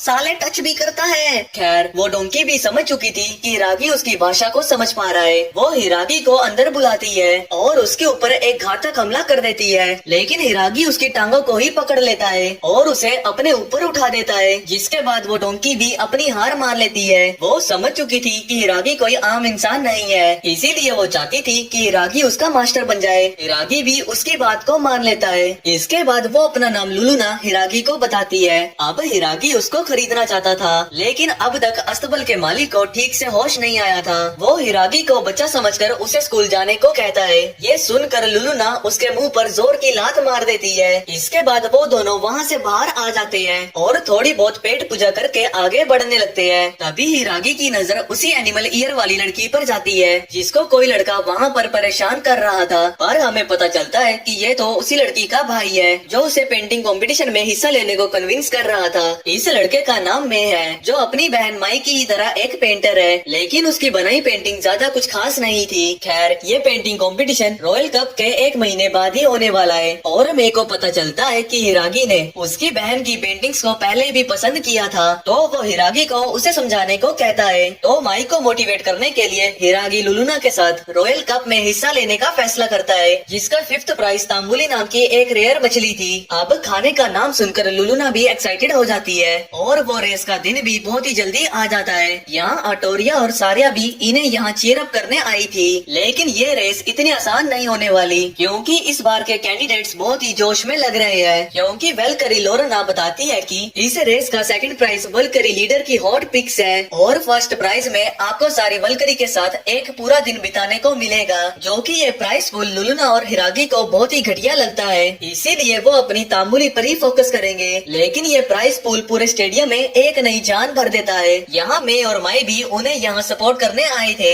अब रेस शुरू होती है। इन्हें पूरे स्टेडियम का चक्कर लगाकर यहाँ वापस आना था। रेस की शुरुआत में ही कुछ घोड़े बस कैनन की आवाज सुनकर ही वहाँ मारे जाते हैं, लेकिन इससे भी बदतर हालात हिरागी के चल रहे थे, क्योंकि लुलुना रेस में भाग ही नहीं पा रही थी। वो 5th प्राइज तांबुली के लिए इतनी ज्यादा एक्साइटेड थी कि उसने सुबह से कुछ खाया ही नहीं है, और अब उसे यहाँ भूख लग रही है। इनका ऐसा इनएक्टिव बिहेवियर देख क्राउड में सारे लोग उन पर गुस्सा हो जाते हैं। हिरागी अपने आइटम बॉक्स में कुछ खाने लायक ढूंढता है, तभी उसे फ्रूट ऑफ एवोल्यूशन का एक बीज मिलता है, जिसे कि वो लुलुना को खिला देता है। लेकिन आगे रेस बहुत ही इंटेंस हो चुकी थी। एक कैंडिडेट अपने वुल्फ विसल से वहाँ कई सारे बी रैंक मॉन्स्टर्स को बुला लेती है, लेकिन हालात तो तब बदतर हुए थे जब उन सबके बीच ए रैंक का मॉन्स्टर भी था। हर कोई रेस से पीछे हट रहा था। वेलकरीज भी इस रेस को कैंसिल करने वाली थी, लेकिन पीछे से कोई एडवेंचरर अपने गधे पे सवार हुए तेजी से आगे बढ़ रहा था। उसको देख पूरे स्टेडियम में एक नई जान भर जाती है। वो और कोई नहीं बल्कि हमारा हिरागी ही था। किसी को कोई शक भी नहीं होता कि उसकी खुद की फटी पड़ी है। उस बीज को खाने के बाद लुलुना अपनी स्पीड पर कंट्रोल नहीं कर पा रही है। वो तेजी में उन वुल्फ्स के बीच में ही कूद जाती है और बिना लड़े सबको पीट कर इस रेस को जीत जाती है। ये देख माई को भी बहुत हिम्मत मिली थी। अब उसे पता है कि उसे कंपटीशन में क्या बनाना है। वैसे एक बुरी खबर है कि ये लोग गलती से फर्स्ट आ चुके हैं, यानी अब उनको तांबुली नहीं मिलेगी। इसीलिए लुलुना बच्चों की तरह रोए जा रही थी। मेरी मछली। हिरागी उसे समझाता है क्या हुआ अगर हम तांबुली नहीं जीत पाए। अभी तो ऐसी बहुत सी चीजें बाकी है दुनिया में, जैसे हमारा खाना बाकी है। हम अगली बार जरूर जीतेंगे। लुलुना हिरागी को गले लगा लेती है और उसे पकड़ के रोने लगती है।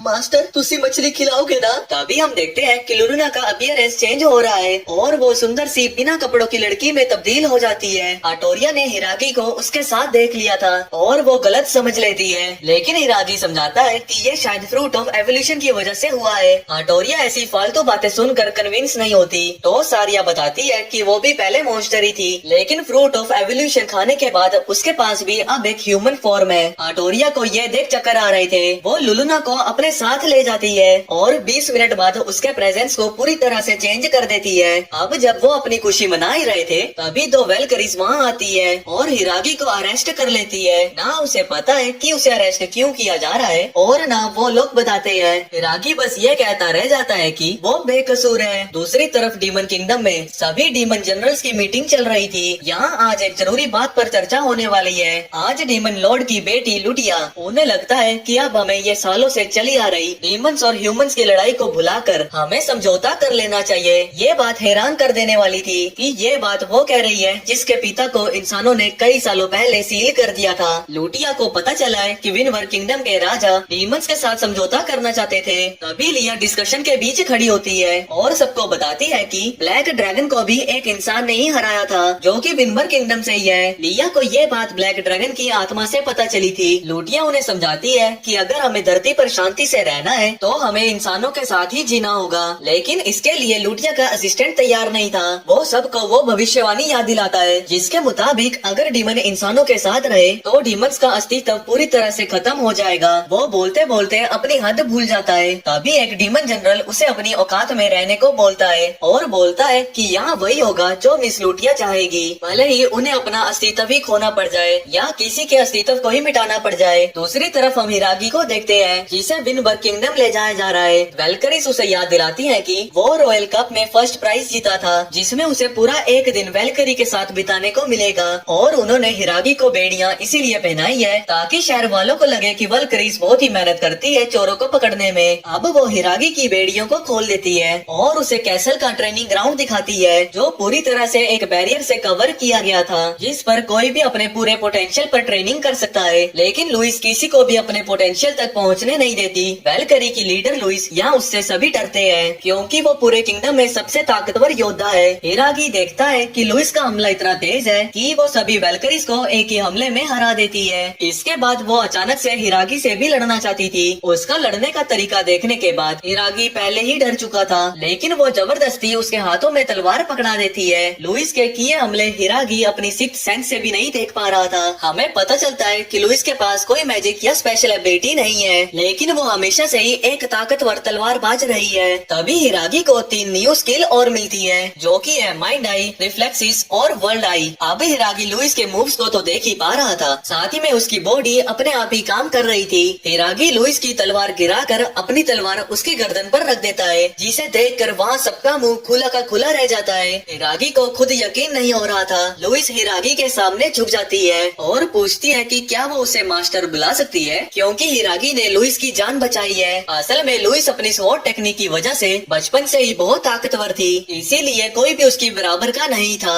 और न ही कोई उसकी बराबरी करना चाहता था। लुइस अंदर से अकेली पड़ चुकी थी, पर आज हिरागी ने उसे हराकर उसे बचा लिया है। अब ये सुनने के बाद हिरागी भी उसका मास्टर बनने को तैयार हो जाता है, लेकिन वो तो कुछ सिखा नहीं सकता क्योंकि उसे सिखाना आता ही नहीं है। तभी हिरागी को गाइडेंस स्किल भी मिल जाती है। अब लुइस हिरागी से जिद करने लगी थी। तभी एक मेड कैसल में चिल्लाते हुए सबको बताती है कि किंग के ऊपर किसी असैसिन ने घातक हमला कर दिया है। लुइस हिरागी को इससे दूर रहने को कहती है, लेकिन अब यहाँ तक आने के बाद हिरागी पीछे कैसे रह सकता था। वो अपनी वर्ल्ड आई से पूरे कैसल को स्कैन कर लेता है जिससे उसे उस कल्प्रिट का पता चल जाता है। वर्ल्ड आई से आप चीजों को देख ही नहीं, यहाँ तक कि आप उनके बारे में इंफॉर्मेशन भी निकाल सकते हैं। हिरागी को पता चलता है कि इस असैसिन का नाम ओलिगा है जो कि सिर्फ 8 साल की बच्ची है। हिरागी उसे आसानी से पकड़ लेता है। ओलिगा हिरागी पर कुनाई से हमला कर वहाँ से भागने की कोशिश करती है, लेकिन हिरागी उसी के कुनाई से उसे दीवार में टांग देता है और उसे बेहोश कर वल्करीज को सौंप देता है, जिसके बाद लोर्ना उसकी इंटेरोगेशन करने वाली थी। खैर अब हिरागी को पता चलता है कि अब बहुत देर हो चुकी है। किंग अब हमेशा के लिए सो चुके हैं क्योंकि ओलिगा ने जिस कर्स नाइफ से हमला किया था उसके असर से किंग को कभी होश नहीं आएगा। लेकिन हिरागी को यकीन है कि जैसे उसने ऑटोरिया के कर्स को उल्टा किया था उसी तरह वो किंग को भी बचा सकता है। लेकिन हिरागी ये देख हैरान रह जाता है कि किंग और कोई नहीं बल्कि रामसेनी था, जिसने उसे लव एडवाइस दी थी। और जिस स्ट्रॉन्गेस्ट वॉरियर का वो वहाँ वेट कर रहा था वो और कोई नहीं बल्कि लुइस थी। खैर तभी वहाँ लुइस का भाई फ्लोरियो वहाँ आता है, जो कि मैजिक डिवीजन का लीडर है। उन्होंने किंग के घाव को भर दिया है, लेकिन इस कर्ज को काटने का उन पर भी कोई तोड़ नहीं है। हिरागी भी अपनी कोशिश करता है, लेकिन वो जानता नहीं था कि कर्ज को तोड़ा कैसे जाता है। यहाँ तक कि उसे ये भी नहीं पता था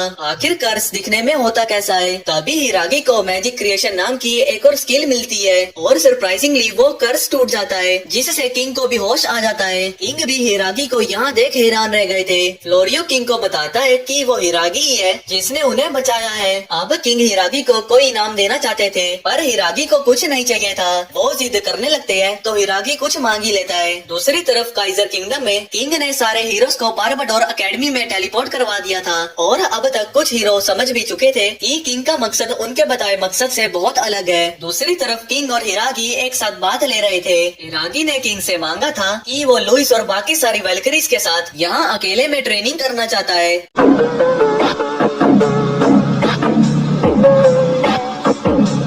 जो सुन सारी वेलकरीज हिरागी से इम्प्रेस्ड ही हो जाती है। वैसे आपके मन में सवाल आ रहा होगा कि हिरागी यहाँ तो अरेस्ट हो गया था, तो क्या उसकी गर्लफ्रेंड्स को उसकी कोई परवाह नहीं है? तो हाँ, उन्हें उसकी कोई परवाह नहीं है, क्योंकि वो जानती है कि हिरागी इस परेशानी से भी बाहर आ जाएगा। बस आटोरिया को इस बात का डर था कि कहीं वेलकरीज वहाँ हिरागी का कोई गलत फायदा ना उठा रही हो। दूसरी तरफ किंग हिरागी को अपने सपने के बारे में बताते हैं। उनका सपना है कि दुनिया के सारे लोग एक साथ बात ले, भले ही वो डीमंस क्यों ना हो। इससे एक दूसरे के बीच की इनइक्वालिटी खत्म होगी और प्यार का एक नया जन्म होगा, जहाँ पर हर कोई शांति से रहेगा। और काइजर किंगडम में जाकिया को किंग का ये फैसला पसंद नहीं आता कि उन्होंने सारे हीरोज को बारबाडोर एकेडमी भिजवा दिया है, क्योंकि किसे क्या पता कि कोई उनका वहाँ ब्रेन वॉश कर दे और फिर उनके ही हीरोज उनके लिए खतरा बन सकते हैं। बात इससे भी बदतर आगे जाती है, पर उससे पहले ही कोई अचानक से किंग को मारने की कोशिश करता है। जाकिया सब कुछ छोड़ उसका पीछा करता है। अब किंग और वो जादूगर उस बारे में बात करते हैं कि विनवर किंगडम का राजा डीमंस के साथ समझौता चाहता है, इससे उनका बना बनाया प्लान खतरे में पड़ सकता है। और इसका एहसास किंग को हो चुका था, इसीलिए उन्होंने एक हथियारे को किंग को मारने के लिए भेजा है। विनवर कैसल में सारिया और बाकी सब हिरागी से मिलने आते हैं, लेकिन जब अटोरिया वहाँ इतनी खूबसूरत लुइस को वहाँ देखती है तो वो हिरागी को मारने लगती है। हिरागी उसे समझाता है कि तुम्हें फिर से गलतफहमी हो रही है। इसके बाद वो सभी लुइस को अपने आप को इंट्रोड्यूस करते हैं। फ्लोरियो जब ये सुनता है कि सारिया उसकी वाइफ है, अटोरिया उसकी गर्लफ्रेंड है और लुलुना ने अपना सब कुछ अपने मालिक के नाम कर दिया है, तो फ्लोरियो समझ आता है कि हिरागी तो बहुत बड़ा खिलाड़ी है। दूसरी तरफ लोरोना ओलिगा का इंटेरोगेशन ले रही थी, जिसमें उसने अब तक अपना मुंह नहीं खोला था, इसीलिए अब लोरोना भी मजबूर हो चुकी थी अपना सबसे ताकतवर तरीका आजमाने के लिए। वो एक बच्ची पर इसका यूज नहीं करना चाहती थी, लेकिन अब वो बाउल निकालती है और उसमें रामन डालकर उसकी खुशबू ओलिगा को सुंघाती है। ओलिगा ने बहुत देर से कुछ खाया नहीं था, वो उसे ललचाती है और उसी के सामने खाती भी है। ऐसा भयंकर टॉर्चर देख हिरागी को गुस्सा आ गया था। वो दरवाजा तोड़ देता है और अंदर आ जाता है। लुइस भी लोरना का आज रात का खाना कैंसिल कर देती है, जो सुन वो डर जाती है और अब तक जो अपने मुंह में वो चबा रही थी वो सब वो लुइस के ऊपर ही उगल देती है। अब ओलिगा की पट्टी हटाने के बाद वो उसे खाने को रामन देते हैं, क्योंकि उन्हें पता चल गया था कि ओलिगा के गले में इंस्लेवमेंट कॉलर लगाया गया है। ये एक खास तरीके का ब्रेसलेट या कहो एक कॉलर होता है, जिससे आप किसी को भी अपने हुक्म के अधीन बना सकते हो, यहाँ तक कि वो आपके लिए मजबूरन अपनी जान भी दे देगा। काइजर किंगडम के किंग को भी पता चल चुका था कि उनका हथियारा पकड़ा जा चुका है। अब इससे पहले वो अपना मुंह खोल दे, जादूगर उसे मारने जा रहा था। इस ब्रेसलेट को उतारने का कोई तोड़ नहीं था, लेकिन हिरागी के पास एक न्यू स्किल है जिससे वो मैजिक को क्रिएट कर सकता है। दूसरी तरफ हम जाकिया को देखते हैं, जो अपना गुस्सा जंगली पेड़ों पर निकाल रहा था। असल में जाकिया ने उस हथियारे को पकड़ लिया था और वो उससे पूछता है कि वो किंग को क्यों मारना चाहता है, जिसके बाद उसे पता चलता है कि जाकिया किंगडम के सिपाहियों ने किंग के कहने पर एक आम डीमन गर्ल को मारा था, जो सिर्फ फूल बेचा करती थी। उसका इस दुनिया में कोई नहीं था सिवाय इस हथियारे के, जो कि उसके दोस्त से बढ़कर कुछ था, और आज उसका बदला लेने के लिए ही वो सिर पर कफन बांध के निकला है। उसकी एक मिस्टीरियस स्किल से चारों तरफ से तीरों की बरसात जाकिया पर होने लगती है, लेकिन जाकिया भी कुछ कम नहीं था। वो उन सारे हमलों को काउंटर कर लेता है, लेकिन वो हत्यारा भी अब तक भाग चुका था। दूसरी तरफ हिरागी अपने मैजिक क्रिएशन से उस ब्रेसलेट को तोड़ने की कोशिश कर रहा था। एक नया मैजिक बनाने के लिए आपको अपने माइंड में उसके बारे में सोचना पड़ता है। ऐसे ही हिरागी अपने मन में फ्री फ्री सोचे जा रहा था, तभी गलती से वो प्रेसिडेंट लिंकन को याद कर लेता है और वो वहाँ सच में सम्मन हो जाते हैं और आजादी के नारे लगाने लगते हैं, जिससे वो मैजिक सर लिंकन के नाम पर बन गया था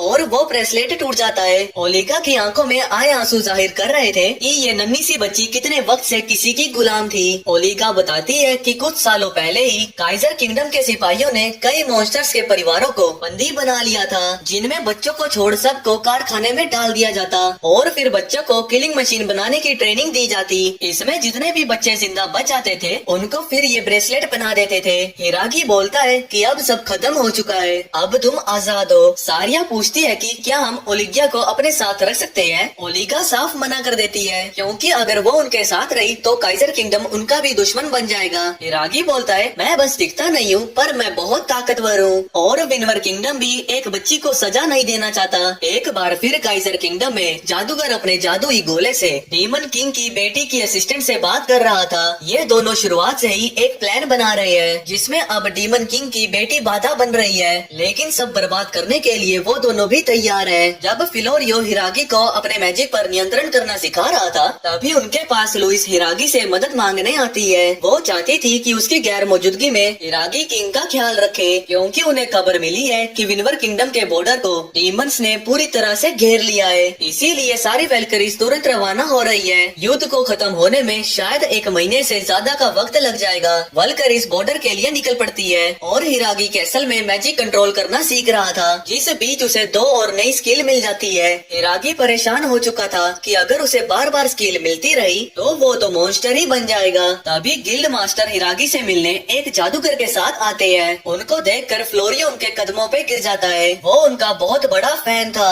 ये अब तक के सबसे ताकतवर जादूगर है। फ्लोरियो उनके लिए ऐसा पागल है कि उसने इनकी लिखी बुक 3 बार खरीदी है। लेकिन सवाल ये उठता है कि इतना महान जादूगर यहाँ क्या कर रहा है। इनका नाम बारनाबॉस है। इनको देखकर किंग भी इनके कदमों में झुक जाते हैं, क्योंकि एक वक्त पर किंग इनके स्टूडेंट हुआ करते थे। खैर, बारनाबॉस यहाँ अपनी अकेडमी के स्टूडेंट्स के बारे में बात करने आए हैं। बारनाबॉस बारबाडोर मैजिक अकेडमी के ही प्रेसिडेंट है। हाल ही में काइजर किंगडम से कुछ हीरोज जो कि दूसरे वर्ल्ड से बारबाडोर मैजिक अकेडमी में ट्रेनिंग के लिए आए हैं। जब से ये आए हैं, अकेडमी में बहुत सी चीजें बहुत अजीब हो रही हैं। दूसरी दुनिया के बारे में सुन हिरागी बस उनसे पूछने वाला था कि तभी एक सिपाही किंग को बताने आता है कि 5000 बॉस लेवल के मॉन्स्टर्स ने उनके कैसल पर हमला कर दिया है और यहाँ वेलक्रीज भी नहीं है उन्हें बचाने के लिए। वहाँ बॉर्डर पूरी तरह से मॉन्स्टर से घिरा हुआ था। लुइस अपनी गॉड ऑफ वाटर स्वॉर्ड से एक स्ट्राइक पल्स क्रिएट करती है जो मॉन्स्टर्स को काट देते हैं और सारी वेलक्रीज भी उन सभी मॉन्स्टर्स पर टूट पड़ती है। उनके साथ ब्लैक पैलेडियन भी था जो लुइस जितना ही ताकतवर माना जाता है। अब इस लड़ाई के बीच ही उन्हें पता चलता है कि कैसल के ऊपर भी हमला हो गया है। ये तमाशा असिस्टेंट जादूगर के साथ ही देख रहा था। उसने ब्लैक पैलेडियन और लुइस को बॉर्डर पर फंसा दिया है। अब किंग को कौन बचाएगा, और जो शायद खतरा बन सकते हैं वो भी इतनी बड़ी आर्मी के पैरों के नीचे कुचले जाएंगे। वो वाकई में बहुत सारे थे। लूना बहुत ही डरी हुई थी। अगर डीमन ने इस किंगडम को खत्म कर दिया तो उसे अच्छा खाना कहाँ से मिलेगा। इसे बचाने के लिए वो तो गॉड से भी लड़ जाएगी, तो डीमन तो उसके गुस्से के नीचे ही कुचले जाएंगे। यानी हर कोई वहाँ जोश में था। गिल्ड के लोग भी इसमें अपना पूरा सहयोग देते हैं। हर कोई मॉन्स्टर्स के ऊपर टूट पड़ता है। ओ बाजी असीता मॉन्स्टरा दी इट नाल इट खड़का देनिया। गिल्ड मास्टर तो 1 पंच मैन ही बन चुका था। ऐसी ताकत की उम्मीद गिल्ड मास्टर से हिरागी को कभी नहीं थी। वहाँ एक नहीं हर कोई कमाल कर रहा था। यहाँ हम उस रेस्टोरेंट के मालिक को भी देखते हैं जिसे हमने रानसेन के साथ देखा था। ये असल में एक लेजेंडरी असैसिन है जो कि बीस्ट किंग को अपनी कुल्हाड़ी से ही काट देता है। अब बारनाबॉस भी मॉन्स्टर्स पर अपर स्ट्राइक हमला कर एक पोर्टल क्रिएट करता है जिसके अंदर सारे मॉन्स्टर्स कैद हो जाते हैं। लेकिन डीमंस खत्म होने का नाम ही नहीं लेते।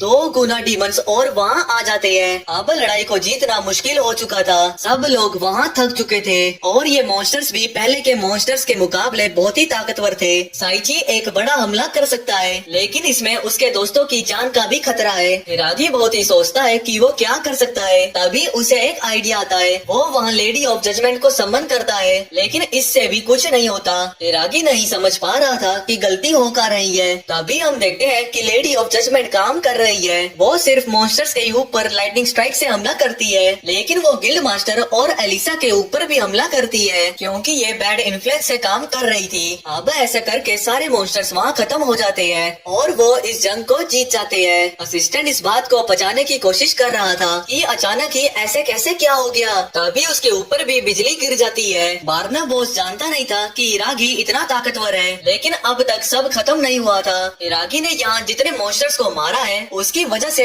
उसे बहुत सारी स्किल्स एक साथ ही मिलने लगती है। हिरागी इसे रोकने की कोशिश करता है क्योंकि वो इतना ताकतवर नहीं बनना चाहता, लेकिन अब उसके पास इतनी स्किल हो चुकी है कि अब उन्हें संभालने के लिए कैटेगरीज में बांटना पड़ जाएगा। खैर, अब लड़ाई के बाद हिरागी ओलिगा के सिर को सहलाता है जैसा उसने लड़ाई से पहले वादा किया था। ये देख बारना बॉस भी चाहता था कि हिरागी उसके सिर को भी सहलाए। खैर, वो होश में आता है और हिरागी को एज अ टीचर उसकी एकेडमी ज्वाइन करने का उसे ऑफर देता है। असल में वो हिरागी की ऐसी इनक्रेडिबल पावर देखकर हैरान हो चुका था, या कहो पागल हो चुका था। इसीलिए अब वो चाहता है कि हिरागी ये वाला मैजिक उसको भी सिखाए। लेकिन हिरागी के पास इस ऑफर को मना करने की दो वजह थी। पहला कि लुई से किया हुआ वो वादा, जब तक वो किंगडम में वापस नहीं आती तब तक वो किंग का ख्याल रखेगा और वो सारिया और बाकी सबको भी छोड़ नहीं सकता है। बारना बॉस थोड़ा सोचने के बाद बोलता है कि वो इन सबको भी वहाँ कुछ काम दे देगा। And that sweet little girl can also accompany you.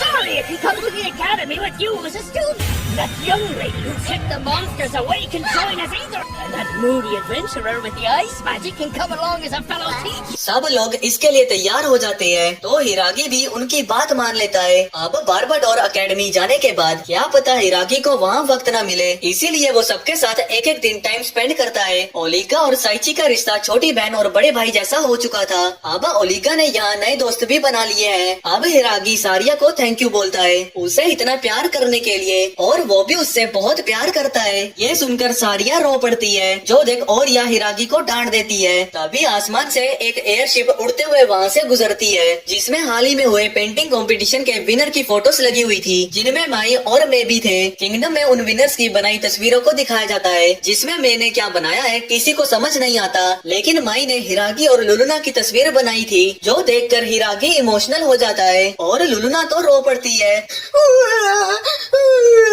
मेरी तस्वीर। अब आगे हिरागी को पता चलता है कि माई पेंटिंग की पढ़ाई के लिए एमिया जा रही है, लेकिन वो वादा करती है कि जब वो लौटेगी तब वो सबसे पहली तस्वीर हिरागी की ही बनाएगी। वेलकरिस भी किंगडम में वापस आ जाती है और लुइस को पता चल जाता है कि हिरागी बारना बॉस के साथ बारबाडोर एकेडमी जा रहा है। हिरागी बोलता है कि जब भी उसको वक्त मिले वो उससे मिलने जरूर आए। इसके बाद सीन चेंज होता है और हम असिस्टेंट को देखते हैं, जो उस हमले में भी जिंदा बच गया था। डीमन लॉर्ड को उस पर बहुत ही गुस्सा आ रहा था क्योंकि अब तक वो उसे रिवाइव नहीं कर पाया है। एक विच उन्हें सलाह देती है कि उन्हें बारबाडोर एकेडमी पर हमला कर देना चाहिए, क्योंकि वहाँ बहुत सी ऐसी चीजें हैं जो कि डीमन लॉर्ड को रिवाइव करने में काम आ सकती है। अब हिरागी भी सबको अलविदा कर बारबाडोर एकेडमी के लिए निकल चुका था कि तभी उसकी गाड़ी पर आयरन मैन आ जाता है।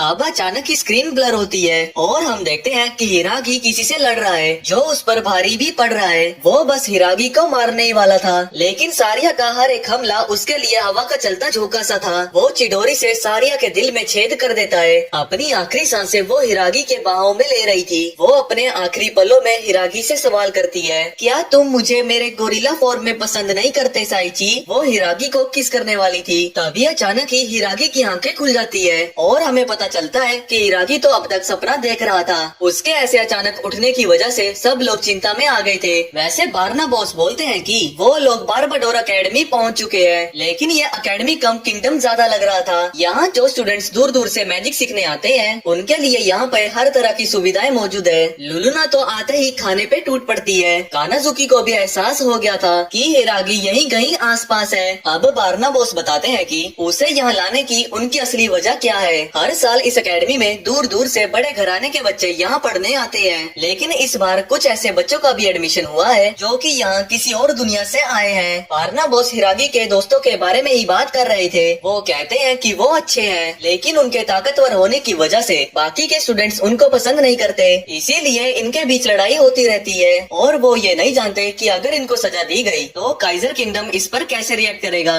तो बारना बॉस चाहते हैं कि हिरागी एकेडमी का सेवियर बनकर सबको बचा ले। हिरागी को अंदर से बरसक जैसी फीलिंग आ रही थी और जैसा कि बारना बॉस ने वादा किया था वो सारिया और लुलुना को एकेडमी का स्टूडेंट बना देता है। आटोरिया यहाँ पर टीचर बनी है जो बच्चों को एडवेंचर के बारे में सिखाएगी और ओलिगा हिरागी की असिस्टेंट है जो हमेशा उसके साथ ही रहेगी। हिरागी की ऐसी नई खुशहाल शुरुआत उसे अपने पिछले पार्ट का रिकैप याद दिलाने लगती है, कैसे एक फल की वजह से उसकी जिंदगी पिछले के मुकाबले कितनी ज्यादा बदल चुकी है। खैर हिरागी को क्लास एफ का नया टीचर अपॉइंट किया जाता है जिसकी पिछली क्लास टीचर बिट्रेस थी जो कि बहुत ही डरावनी है और वो बहुत ही गुस्से में थी क्योंकि बारना बॉस बिना यहाँ का काम खत्म किए घूमने चले गए थे। बारना बॉस उसे समझाता है कि वो एकेडमी की भलाई के लिए ही गया था तो बेट्रिस और भी गुस्सा हो जाती है और टेबल पर रखे सारे पेपर्स को बिखेर देती है। इससे हिरागी खुद भी डर गया था। इसके बाद बेट्रिस सबको उनकी क्लास दिखाती है। हिरागी हिम्मत जुटा के बेट्रिस से पूछता है कि उसे कोई परेशानी तो नहीं कि वो उसकी क्लास का अगला क्लास टीचर बनने वाला है। बेट्रिस अपने हाथ में रखी बुक को दबाने लगती है, शायद हिरागी ने कोई गलत सवाल पूछ लिया है, लेकिन असल में वो इमोशनल हो गई थी क्योंकि वो एक अच्छी टीचर बनने में नाकामयाब रही। लेकिन जैसे प्रिंसिपल बारना बॉस को हिरागी पर यकीन है उसे भी भरोसा है कि हिरागी उसके बच्चों के अंदर छिपे हुए टैलेंट को जरूर बाहर निकाल लाएगा।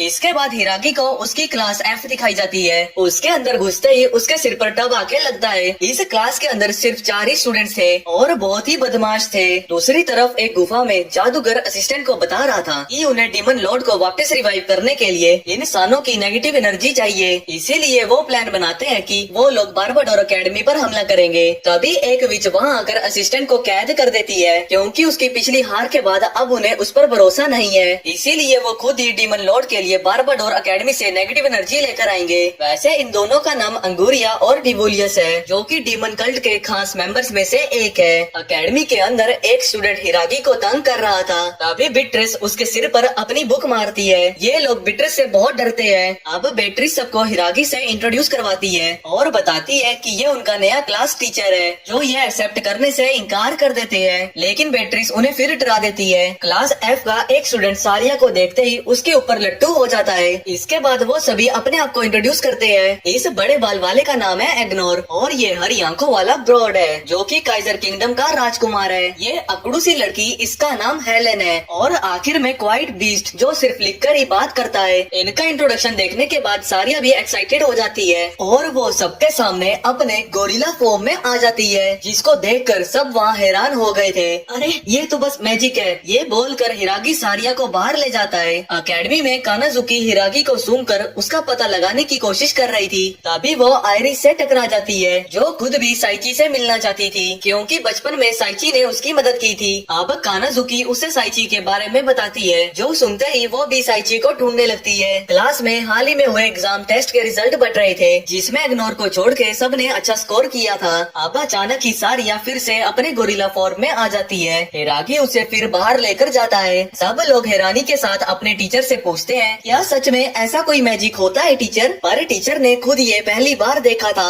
हिरागी बाहर सारिया को समझाता है कि वो यहाँ अपनी रियल फॉर्म में नहीं आ सकती है। सारिया हाँ तो बोल देती है पर हिरागी को उस पर भरोसा नहीं था। खैर जब हिरागी वापिस से क्लास में घुसता है तब मिस बेट्रेस हिरागी को सुझाव देती है कि उसे इन स्टूडेंट्स की स्किल को आजमाने के लिए उसे इनका टेस्ट ले लेना चाहिए और इससे वो उन्हें अच्छे से जान भी पाएगा। स्टूडेंट्स तो इसी वक्त का इंतजार ही कर रहे थे। अब ट्रेनिंग हॉल में जाते वक्त इन्हें पता चलता है कि सारिया तो इनके टीचर की वाइफ है और यही नहीं उनका टीचर तो 2 लड़कियां और घुमा रहा है। एग्नोर बेचारा इतना सिंगल था कि उससे ये बात बर्दाश्त नहीं होती। उससे नहीं होती, अरे मुझसे भी नहीं हो रही। यहाँ एनिकाजे के पास एक गर्लफ्रेंड नहीं है और ये हिरागी 3 लेकर घूम रहा है। ये हिरागी तो एनिमिटी पर ही गया है। तब हेलेन सारिया से पूछती है क्या वो ताकतवर है? सारिया कहती है कि वो बहुत ताकतवर है। ये सुन हेलेन अजीब सा रिएक्शन देती है। प्रिंसिपल ऑफिस में हिरागी से क्लास एफ के ऊपर उसकी राय पूछी जाती है। हिरागी की राय न्यूट्रल यानी कि ठीक ठाक थी। उसे बताया जाता है कि क्लास एफ के अंदर एक बहुत बड़ी परेशानी है जिसके चलते एकेडमी के स्टूडेंट्स उन्हें एक बीमारी की तरह देखते हैं जो उनके आसपास भी रहना नहीं चाहते। इस स्टूडेंट का नाम है थियोहल टेरा काइजर जो कि किंगडम ऑफ काइजर का बड़ा राजकुमार यानी कि ब्रॉड का बड़ा भाई है। वो सारिया को देखते ही उसे अपनी गर्लफ्रेंड घोषित कर देता है लेकिन सारिया उसे रिजेक्ट कर देती है जो ये बात उससे सहन नहीं होती। क्लास एफ भी उस पर हंसने लगती है। अबे छपरी तुझसे सेट होगी वो साले टिकटॉकर कहीं के। वो सारिया को उसकी गलती सुधारने का एक आखिरी मौका देता है लेकिन सारिया फिर रिजेक्ट कर देती है। वो तो वक्त पर एकेडमी की बेल बज गई थी इसीलिए वो सब वापस जाने लगते हैं पर वो वो क्लास F को धमकी देकर जाते हैं कि वो उन्हें होने वाले कंपटीशन में देख लेंगे। तभी सामने से हिरागी भी आ रहा था। थियोहेल्ड उसे पहचान लेता है कि सारिया इसी से प्यार करती है। खैर अब ट्रेनिंग सेशन शुरू होता है। हिरागी इन चारों से एक एक करके बिना मैजिक के लड़ने वाला था। वैसे पहले एग्नोर आने वाला था, लेकिन हेलन उसे डरा देती है। पता नहीं, लेकिन हेलन कुछ अजीब सा बर्ताव कर रही थी। वैसे हेलन फाइट के दौरान 2 मामूली खंजर का इस्तेमाल करती है, जिनको वो बखूबी तेजी के साथ इस्तेमाल करती है। पर हिरागी भी फिजिकली कुछ कम नहीं था, पर वो समझ नहीं पा रहा था कि हेलन इतने गुस्से में क्यों है। अगर हिरागी उससे ऐसे ही लड़ता रहा तो हेलन अपने आप को खुद ही चोट दे देगी। इसीलिए वो एक स्पेल यूज करने वाला था, लेकिन वहाँ कुछ होता है पर कुछ होता ही नहीं है। अंगोरिया और डिमोलस भी एकेडमी से कुछ ही दूर पर थे और यहाँ हेलन हिरागी की ओर तेजी से बढ़ रही थी, लेकिन हिरागी उसको हवा में उछाल देता है और उसको अपनी गोद में पकड़ लेता है। ये मूव इतना तेज था कि हेलन भी हैरान थी और उसका चेहरा सिग्मा मेल जैसा बन जाता है। वो हिरागी को उसको उतारने को कहती है, लेकिन गलती से हिरागी उसकी बॉल्स को ही दबा देता है, जिसके बाद वो गुस्से में हिरागी के मुंह पर एक जोरदार घुसा मार देती है। अरे मैंने क्या किया, मैं तो सिर्फ बचा रहा था। बाकी सब स्टूडेंट्स को भी समझ आ गया था कि उनका अकेले हिरागी को हराना नामुमकिन है, इसीलिए वो हिरागी से एक साथ लड़ेंगे। हिरागी को इससे कोई एतराज नहीं था, लेकिन तभी एग्नोर उसके ऊपर चढ़ने लगता है और कुछ ज्यादा ही करीब आ जाता है। हिरागी उसे पीछे ढकेलता है, लेकिन तब तक वो चारों तरफ से गिर चुका था। अब उसे एक ही वक्त पर 3-3 हमलों को एक साथ ही ओवरकम करना था। तभी ब्रोड एग्नोर और उस बीस्ट को इशारा करता है। वो दोनों एक साथ हिरागी पर हमला करते हैं। हिरागी उन दोनों के अटैक को पकड़ लेता है और ब्रोड का प्लान भी यही था। अब उसके पास पूरा मौका था हिरागी पर हमला करने का, लेकिन हिरागी उसके हमले को अपने दांतों से ही रोक लेता है, जिसके बाद हिरागी एक लंबी छलांग मारकर एकेडमी की चोटी पर एयर प्रोपल्शन का यूज करता है, जिससे वो तेजी से जमीन से टकराता है और पूरी एकेडमी इससे हिलने लगती है। लेकिन एग्नोर को उसकी ये हार मंजूर नहीं थी, क्योंकि अगर वो मैजिक यूज कर सकता तो वो यहाँ इतनी बुरी तरह नहीं हारता। हिरागी को याद आता है कि मिस बेटराइस ने उसे बताया था कि ये स्टूडेंट्स चाहकर भी मैजिक यूज नहीं कर सकते हैं, यानी ये मैजिक एकेडमी में पढ़ते हैं लेकिन मैजिक ही नहीं कर सकते,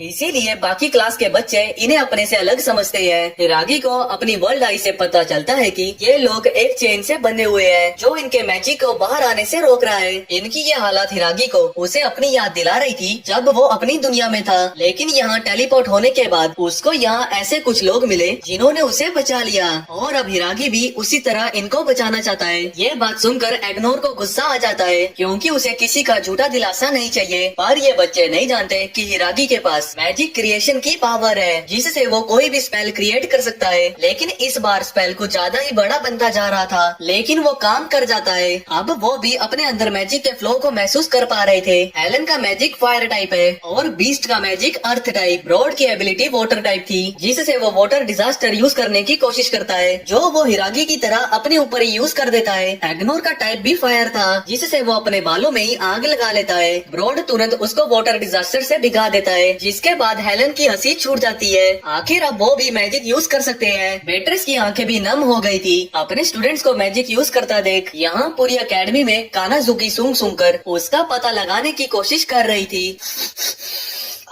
तू भी चलती फिरती कोकेन है रे।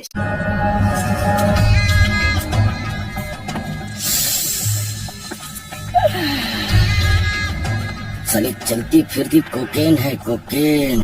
सूंघते सूंघते वो अटोरिया और लुलुना के अंदर हिरागी की स्मेल महसूस करती है। इसके कुछ देर बाद कैफेटेरिया में जब लुलुने को छोड़ सब लोग तमीज से खाना खा रहे थे, तब कानाजुकी हिरागी को पीछे से ही पहचान लेती है और एक बिछड़ी हुई गर्लफ्रेंड की तरह सबके सामने वो हिरागी को गले लगा लेती है। अंगोरिया और डिमोलस भी बार्बाडोर एकेडमी के मेन गेट तक पहुँच चुके थे, जहाँ गार्ड्स उनको रोक लेते हैं। लेकिन अंगोरिया पर एक ऐसी पावर है जिससे वो किसी को भी अपने हाथों की कठपुतली बना सकती है। गार्ड्स खुद उनके लिए दरवाजा खोलते हैं। यहाँ कानाजुकी और हिरागी को इतना करीब देखकर लुलुने को फर्क नहीं पड़ता, लेकिन अटोरिया डर जाती है। यहाँ पर हिरागी का अपीयरेंस इतना चेंज होने के बाद भी कानाजुकी ने उसको बस सूंघकर ही पहचान लिया था। अटोरिया को बहुत ही गुस्सा आ रहा था। वो बिना हिरागी की एक बात सुने उसको पीट देती है। यार ये अटोरिया तो कुछ ज्यादा ही पॉजेसिव नहीं है। तब बेट्राइस उसे बचाती है, लेकिन तब तक हिरागी का भर्ता बन चुका था। कानाजुकी बोलती है कि वो हमेशा से जानती थी कि हिरागी उसके आसपास ही होती है तभी कानाजुकी हिरागी को किस कर लेती है। अबे यार ये बहुत हो गया, ये एनिमे तो सिर्फ जलाने के लिए बना हुआ है। यहाँ जिंदगी में एक लड़की नहीं मिल रही और इस हिरागी को हर 5 मिनट में एक नहीं मिल रही है। ऐसा मत करो मेरी जान। पर एक सेकंड, हमें ऐसा लग रहा था कि वो उसको किस कर रही है, पर अब तक वो हिरागी को सूंघ ही रही थी। उसे हिरागी के ऊपर से लड़कियों की खुशबू आ रही थी और वो समझ भी जाती है कि ये काम किन दोनों का है। अब उन तीनों के बीच हिरागी के लिए एक इमेजिनरी फाइट होने लगती है, जहाँ पे वो उनके साथ हिरागी का रिलेशन एक दूसरे के मुंह पर फेंक के मारते हैं। कानाजुकी हिरागी की चाइल्डहुड फ्रेंड थी जो गर्लफ्रेंड, सर्वेंट और छोटी बहन के हमले को सह लेती है। फिर आती है हमारी सारिया गोरिल्लाओं की पालकी लेकर, जो बोलती है कि हम हिरागी के साथ एक साथ भी रह सकते हैं और ये हमला कानाजुकी को चारों खाने चित कर देता है। लेकिन उसे इस बात की खुशी थी कि उसके आखिरी वक्त में हिरागी उसके पास है। अब यहाँ सपनों की दुनिया खत्म होती है और हम देखते हैं कि सब लोग एक साथ बैठकर डिनर कर रहे हैं और यहाँ कानाजुकी एडमिट करती है कि वो हिरागी से प्यार नहीं करती, वो तो बस उसका बचपन का दोस्त है। लेकिन अगर वो करती भी तो वो बोल नहीं सकती क्योंकि सारिया उसकी वाइफ जो ठहरी। सारिया बताती है कि उसे हिरागी की स्माइल पसंद है। अटोरिया भी बोलती है कि उसे हिरागी लड़ते वक्त पसंद आता है। ओलिका को भी हिरागी तब ज्यादा अच्छा लगता है जब वो उसके सिर पर हाथ फेरता है। और कानाजुकी बस चाइल्डहुड फ्रेंड। कानाजुकी बताती है कि जब वो छोटी थी तो बच्चे उसे बुली किया करते थे क्योंकि वो लड़कों जैसी दिखती थी। तब हिरागी ने उसे बचाया था, इसीलिए वो पिटा भी था। तब कानाजुकी उसका शुक्रिया अदा करते हुए पूछती है क्या वो सच में लड़के जैसी दिखती है। हिरागी कहता है कि वो नहीं जानता, पर किसी के कहने पर उसे खुद को बदलना नहीं चाहिए। ये सुनकर कानाजुकी का मन हल्का हो जाता है। लेकिन उस दिन कानाजुकी को बचाने की वजह से अब बच्चों का मेन टारगेट हिरागी बन चुका था। वो उसे परेशान करने के नए नए तरीके आजमाते। कानाजुकी चाहकर भी उसकी मदद नहीं कर पा रही थी क्योंकि तब तक हिरागी सबसे बहुत दूर जा चुका था। अब हिरागी भी सबके सामने ये रिवील कर देता है कि वो तो इस दुनिया का ही नहीं है और असल में वो मोटा, बदसूरत, छोटी हाइट वाला लड़का है जो फ्रूट ऑफ एवोल्यूशन खाने की वजह से बदल गया है। वो कहते हैं कि उन्हें फर्क नहीं पड़ता, उन्होंने हिरागी से प्यार किया था ना कि उसकी लुक से, और वैसे हिरागी ने भी उन्हें उनकी कमियों के साथ अपनाया था। ये सुनकर हिरागी खुश हो जाता है और अब वापिस पहले जैसा बन जाता है। कानाजुकी को खुशी थी कि हिरागी को अच्छे दोस्त मिल गए हैं, इसीलिए हिरागी को उसकी कोई जरूरत नहीं है और इसीलिए वो हिरागी से बोल देती है कि अब वो उसे पूरी तरह से भूल जाए क्योंकि जैसा कि हम जानते हैं काइजर किंगडम ने इन्हें यहाँ ट्रेनिंग के लिए भेजा है क्योंकि ये लोग डीमन किंग को मारेंगे और इसी वजह से इन पे 24 घंटे हमला होने का खतरा रहता है और यही कारण है कि दूसरी क्लास के बच्चे इन्हें पसंद नहीं करते। अब कानाजुकी वहाँ से जाने लगती है, तभी ओलिगा उसके हाथों में वही ब्रेसलेट देख लेती है जो देख वो डर जाती है। हिरागी की भी उस पर नजर चली गई थी। वो अपने अप्राइजल से इसे कंफर्म करता है और पता चलता है कि हाँ ये वही स्लेवमेंट कॉलर है। अब हिरागी को बहुत ही गुस्सा आ रहा था, वो अजीब सा पागलपन करने लगता है। उसके अंदर का शैतान जाग रहा था, वो बहुत ही तेज दहाड़ता है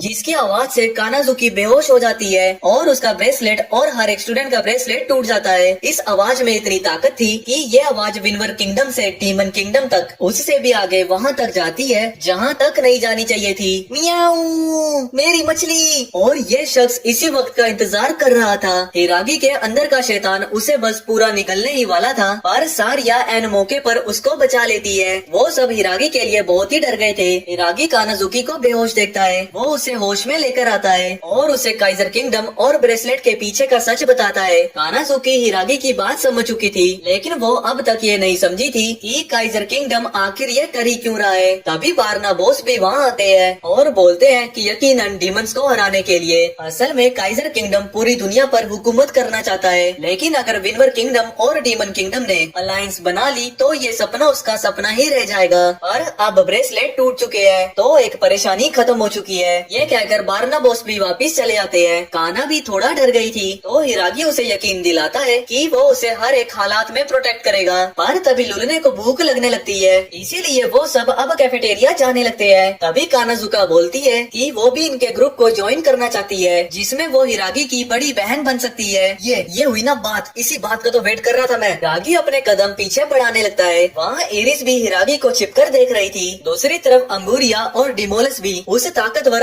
आवाज के बारे में ही बात कर रहे थे, तभी उनकी चाय के अंदर जादूगर अपीयर होता है, जो बताता है कि सारे ब्रेसलेट टूट चुके हैं, यानी उनका मकसद खतरे में है। डिमोलस उन्हें शांत होने को कहता है, वरना उसकी चाय बिखर जाएगी। वैसे उस आवाज की वजह से जादूगर बताते हैं कि डीमन किंग की डार्क एनर्जी पहले के मुकाबले कई गुना ज्यादा बढ़ चुकी है, यानी कि अब इनकी बारी है। तभी डिमोलस परेशान होकर चम्मच से चाय को घोल देता है। कंपटीशन का दिन भी दिन पर दिन करीब आता जा रहा है, इसीलिए स्टूडेंट चाहते हैं कि हिरागी उन्हें क्लासेस के बाद स्पेशल ट्रेनिंग दे, जिसके लिए हिरागी भी मान जाता है। एंगोरिया और डिमोलस भी अकेडमी पर हमला करने वाले हैं। बस कुछ खाने के बाद यहाँ ट्रेनिंग सेशन में सारे स्टूडेंट्स हिरागी पर एक साथ हमला कर रहे थे। हिरागी इनके हमले को एक स्पेल से रोकने वाला था, लेकिन फिर वही होता है जो उसके साथ हेलन से लड़ते वक्त हुआ था। हिरागी जल्दी से उनके हमले को एक बैरियर से ब्लॉक कर देता है। ये देख स्टूडेंट्स डिमोटिवेट हो जाते हैं, ऐसे तो वो क्लासेस को हरा ही नहीं पाएंगे। तभी क्लास एस भी वहाँ आ जाती है। वो यहाँ ट्रेनिंग के लिए आए थे, पर अब माहौल गर्माने लगा था। हेलन तो लड़ने के लिए तुरंत तैयार थी। थियोहेल्ड हेलन के खंजर को देख पहचान लेता है कि हेलन बल्चा एम्पायर से है। थियोहेल्ड कहता है कि तुम्हारी भूखी नंगी कंट्री पर मैं राजा बनते ही कब्जा कर लूंगा। हेलन उसे जान से मार देना चाहती थी, पर बीस्ट उसे वक्त पर रोक लेता है। ब्रूड भी अपने भाई के खिलाफ खड़ा था और उसे अपने टीचर पे भरोसा है, तो थियोहेल्ड हिरागी से ही दो हाथ करना चाहता था, पर ब्रोड कहता है कि वही उसे उसकी औकात याद दिलाएगा कंपटीशन में। थियोहेल्ड ये कहकर चला जाता है कि तुम इस जन्म में कर पाओगे ना। हेलन भी और स्ट्रॉन्ग बनना चाहती है और आज उसने पहली बार हिरागी को टीचर बुलाया था। इसके बाद उनकी कड़ी ट्रेनिंग शुरू हो जाती है। ब्रूस ली कबाब चूसली। इतनी ट्रेनिंग करने के बाद भी उनके मन में शक अभी भी था, क्या वो कल जीत पाएंगे। तभी बीस्ट भी उनके साथ वहाँ नहाने आता है। ब्रोड ने सुना है कि बीस्ट बहुत हैंडसम है, इसीलिए वो अपना चेहरा छुपा के रखता है, लेकिन एग्नोर को लगा था कि बीस्ट भालू वाला मुखौटा इसीलिए पहनता है क्योंकि उसका चेहरा ही भालू वाला है और वो भालू वाले मुखौटे से अपना भालू वाला चेहरा छुपाता है। तभी हिरागी भी उनके साथ वहाँ नहाने आता है। उसका छोटा भाई इतना बड़ा देखकर वो सब हैरान रह जाते हैं।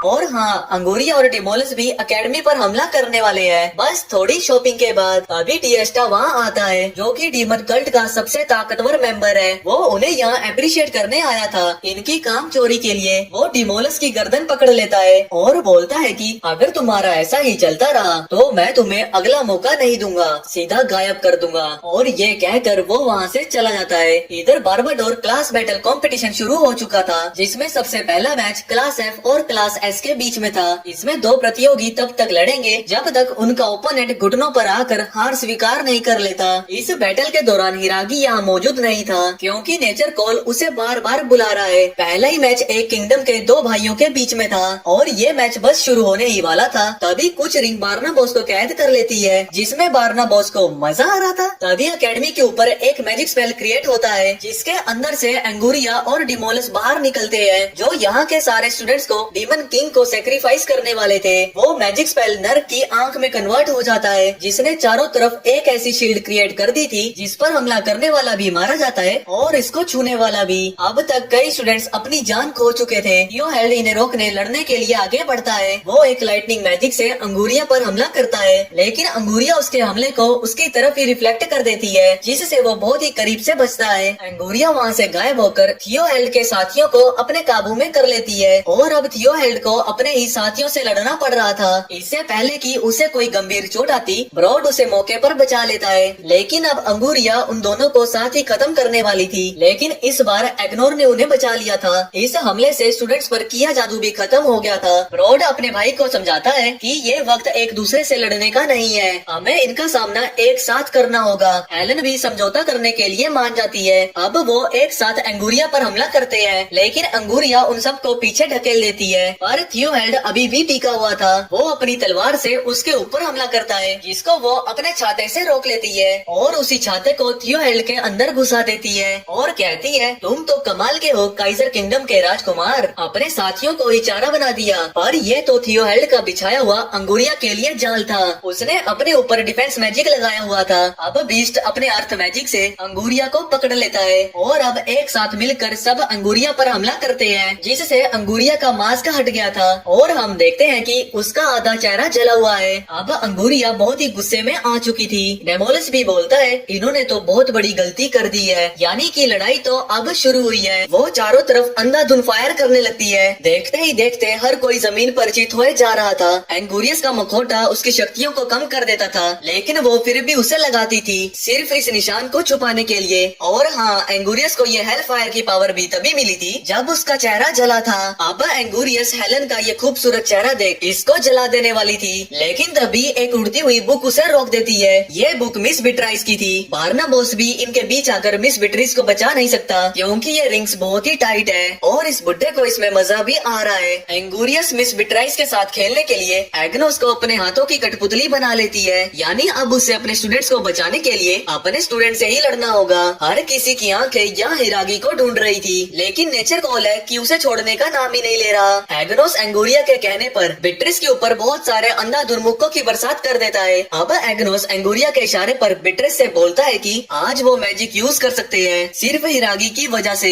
अगर वो आज भी उनकी टीचर होती तो ये कभी मुमकिन ना हो पाता। ये सुनकर बिट्रिस अंदर से टूट सी जाती है। बाकी स्टूडेंट्स बिट्रिस को समझाते हैं कि ये सब एंगोरियस उससे बुलवा रही है, पर जो भी हो था तो ये सच ही, ऐसा बिट्रिस सोच रही थी। अब स्टूडेंट्स खुद ही एग्नोस को रोकने आगे आने लगते हैं, लेकिन बिट्रिस उन्हें वहीं रोक देती है। ये उसकी पनिशमेंट है जो वो उनके टैलेंट को बाहर नहीं निकाल पाई। एंगोरियस एग्नोस के हाथों बिट्रिस को मारने को तैयार थी, पर तभी बिट्रिस एग्नोस के सिर पर अपनी बुक मारती है और उसे होश में आने का ऑर्डर देती है। इससे सच में एग्नोस के चेहरे का मास्क टूट जाता है, क्योंकि उस मोमेंट के साथ उनकी फीलिंग्स जुड़ी हुई है। अब बिट्रिस बहुत ही गुस्से में थी। उसने उसके स्टूडेंट्स का फायदा उठाकर बहुत बड़ी गलती कर दी है। एंगोरियस उसके ऊपर हेल फायर से हमला करती है, जिसको बिट्रिस एक ही स्लाइस में काट देती है। एंगोरियस को अपनी आंखों पर भरोसा नहीं हो रहा था। बिट्रिस अपने स्पेल से एक लंबी छलांग मारती है और सीधा एंगोरियस को जमीन पर चित कर देती है। आज की क्लास यहीं पर खत्म होती है। क्या किसी को यहाँ कोई डाउट है? पूरा बैटलफील्ड खुशी से झूम रहा था। एग्नोस को भी अब तक होश आ चुका था। उसको याद तो नहीं था, पर वो जानता है कि उसने कुछ तो कहा था जिससे बिट्रिस को चोट पहुंची होगी। वो बोलता है कि उसने कभी ऐसा नहीं सोचा। वो गिड़गिड़ा कर बिट्रिस से माफी मांग रहा था। बिट्रिस बोलती है कि क्लासेस को मिस मत करना। ये सुनकर सारे स्टूडेंट्स बहुत ही खुश हो जाते हैं और उन्हें इस बात की भी खुशी थी कि उनके दोनों टीचर स्ट्रॉन्ग हैं। लेकिन वो डिमोलस को तो भूल ही गए और वो उस पर ध्यान भी नहीं दे रहे थे। तो अपनी तरफ अटेंशन लाने के लिए वो बार्नाबॉस को करंट के झटके देने लगता है। डेमोलस बताता है कि वो डिमन कल्ट का खास मेंबर है, पर वो सच में उसको भूल गए थे। ये बात डिमोलस को पसंद नहीं आती। वो अपना गुस्सा बार्नाबॉस पर निकालने लगता है, जिसको बिट्रिस अपनी बुक से रोकती है, जिसके बाद बार्नाबॉस सीधा जमीन पर आकर गिरता है। एंगोरियस डिमोलस से उसकी थोड़ी पावर उधार मांगती है ताकि वो फिर से फाइट कर सके, जिस पर डेमोलस उस पर हंसने लगता है। ये देखकर एंगोरियस थोड़ी हैरान थी, क्योंकि वो भी एक कल्ट की खास मेंबर है। क्योंकि अगर डिमन किंग को इस हरकत के बारे में पता चला तो वो डेमोलस को सजा भी दे सकते हैं। तो डेमोलस यहाँ रिवील करता है कि एंगोरियस तो कल्ट की खास मेंबर है ही नहीं। जो लोग डिमन किंग के खास होते हैं उनके शरीर पर ये मार्क होता है, जिससे वो डिमन किंग की कुछ पावर को इस्तेमाल कर सकते हैं, जो कि एंगोरियस के पास नहीं है। एंगोरियस की पावर कुछ खास थी, इसीलिए इन्होंने बस उसका इस्तेमाल किया था। इसके बाद डेमोलस एंगोरियस को डीमन लॉर्ड को सेक्रीफाइस कर देता है और अब फाइट शुरू होती है एंगोरियस और बिट्रिस के बीच, जिसके कुछ सेकंड बाद ही बिट्रिस जमीन पर पड़ी हुई थी, लेकिन उसने अब तक हार नहीं मानी है। वो अपनी पूरी पावर अनलीश करती है और अपना सबसे ताकतवर हमला डेमोलस पर करती है, जो कि सीधा डेमोलस को ही लगता है, जिससे बस उसके कपड़ों की ही फटी थी, उसकी नहीं। इन कपड़ों की कीमत वो बिट्रिस की जान लेकर ही वसूल करेगा। अब वो तेजी से बिट्रिस के ऊपर हमला करने लगता है। क्लास एफ मदद करने की कोशिश करती है, लेकिन कोई भी उसके सामने एक सेकंड भी नहीं टिक पा रहा था। अब उनकी दखल अंदाजी के लिए वो सबसे पहले क्लास एफ को ही खत्म करने वाला था, लेकिन बिट्रिस उसे ये करने नहीं देती, तो वो बिट्रिस की ही जान ले लेता है। लेकिन हिरागी ने उसका हाथ पहले ही पकड़ लिया था। डेमोलस उस पर दूसरे हाथ से हमला करता है, लेकिन हिरागी इंस्टेंट मूवमेंट से बिट्रिस को सारिया और ओलिगा की निगरानी में छोड़ देता है। हिरागी को बहुत ही गुस्सा आ रहा था कि किसी ने उसके अपनों पर हाथ उठाया है। उसकी आंखें डीमन की तरह लाल हो चुकी थी। अब तो डेमोलस को भी डर लग रहा था। वो डीमन किंग की पावर से कई सारे रिंग क्रिएट करता है, जो हिरागी पर लेजर की तरह हमला कर रही थी। हिरागी बिना कोई मशक्कत किए उनसे बचते हुए डेमोलस की ठुड्डी पर एक घुसा देता है और वो डीमन किंग को सैक्रिफाइस हो जाता है। अब सारे खतरे टल चुके थे। क्लास एफ हिरागी से बोलती है कि अगर वो पहले आ जाता तो उन्हें इतनी परेशानी नहीं होती। हिरागी बोलता है कि वो किसी और दुश्मन से लड़ रहा था। सब लोग हिरागी की तारीफ करने लगते हैं और ये बात डीमन कल्ट के सदस्यों को भी पता चल चुकी थी कि उनके साथी हार का स्वाद चख चुके हैं, यानी इस बार इनके ओपोनेंट्स ताकतवर हैं। यहाँ हमें डीमन कल्ट के 4 खास मेंबर दिखाए गए हैं, जिनका नाम है यूतिस, विक्टर, गैम्बल और इस कहानी का मेन विलन डेस्ट्रा। डेस्ट्रा को उनसे पहले ही कोई उम्मीद नहीं थी। गैम्बल इसके लिए एक्साइटेड था, इसीलिए वो अगले पल ही वहाँ से गायब हो जाता है। वैसे यहाँ इतना सब कुछ हो गया, लेकिन हिरागी जानता ही नहीं कि आखिर वो थे कौन। एग्नोस बोलता है कि उन्होंने अपने आप को मैकेनिकल मशीन कुछ बताया था, यानी कि वो रोबोट जैसा कुछ कह रहे थे। बार्नाबॉस बोलते हैं कि नहीं, वो असल में डीमन कल्ट के लोग थे और अगर वो यहाँ आए थे यानी कि जंग बहुत जल्द होने वाली है। लेकिन उनकी बात सुन कौन रहा था? तभी हम देखते हैं कि डेमोलस के अंदर अभी भी थोड़ी बहुत जान बाकी है। वो मरने से पहले हिरागी के ऊपर अटैक कर देता है। आयरी ये देख लेती है और हिरागी को बचाने के चक्कर में वो खुद भी उस हमले के चंगुल में आ गई थी और वो दोनों सच में मारे जाते हैं। गाइस, मुझे नहीं लगा था कि इस कहानी का अंत इतना अनएक्सपेक्टेड होगा। इसके छपरी राइटर ने आलस के चक्कर में इसकी कहानी एपिसोड से पहले ही खत्म कर दी, लेकिन हम सभी फैंस इस दुखद अवसर पर हिरागी के जाने की खुशी में उसे आखिरी श्रद्धांजलि देंगे। अरे हाँ, एक तरीका तो अब भी बाकी है। आप लोगों के लिए इस कहानी को आगे बढ़ाने के लिए एक गेम खेलते हैं, जहाँ अगर हिरागी जीता तो उसे एक नई जिंदगी मिलेगी। यहाँ हिरागी के साथ आयरिस भी फंसी हुई थी। आयरी हिरागी को याद दिलाने की कोशिश करती है कि वो दोनों एक ही जूनियर स्कूल में पढ़ा करते थे,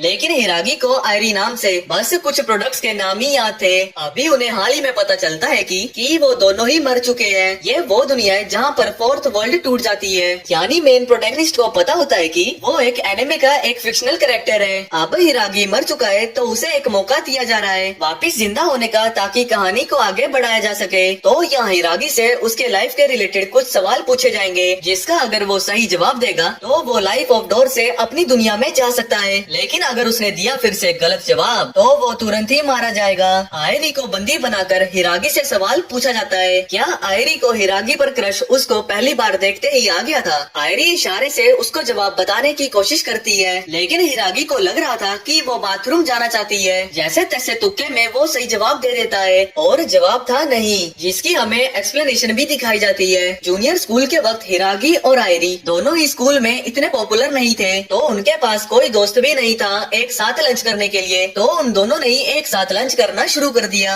एक दिन हिरागी पूछता है कि वो अकेली क्यों रहती है। वो ये जानने के लिए क्यूरियस था क्योंकि वो हिरागी की तरह बोली नहीं होती है। आयरी बताती है कि वो दूसरों से बात करने में अच्छी नहीं है, यानी कि वो मेरी तरह एक इंट्रोवर्ट लड़की है। अरे मेरा मतलब मेरी तरह इंट्रोवर्ट, ना कि मेरी तरह लड़की। अरे यार,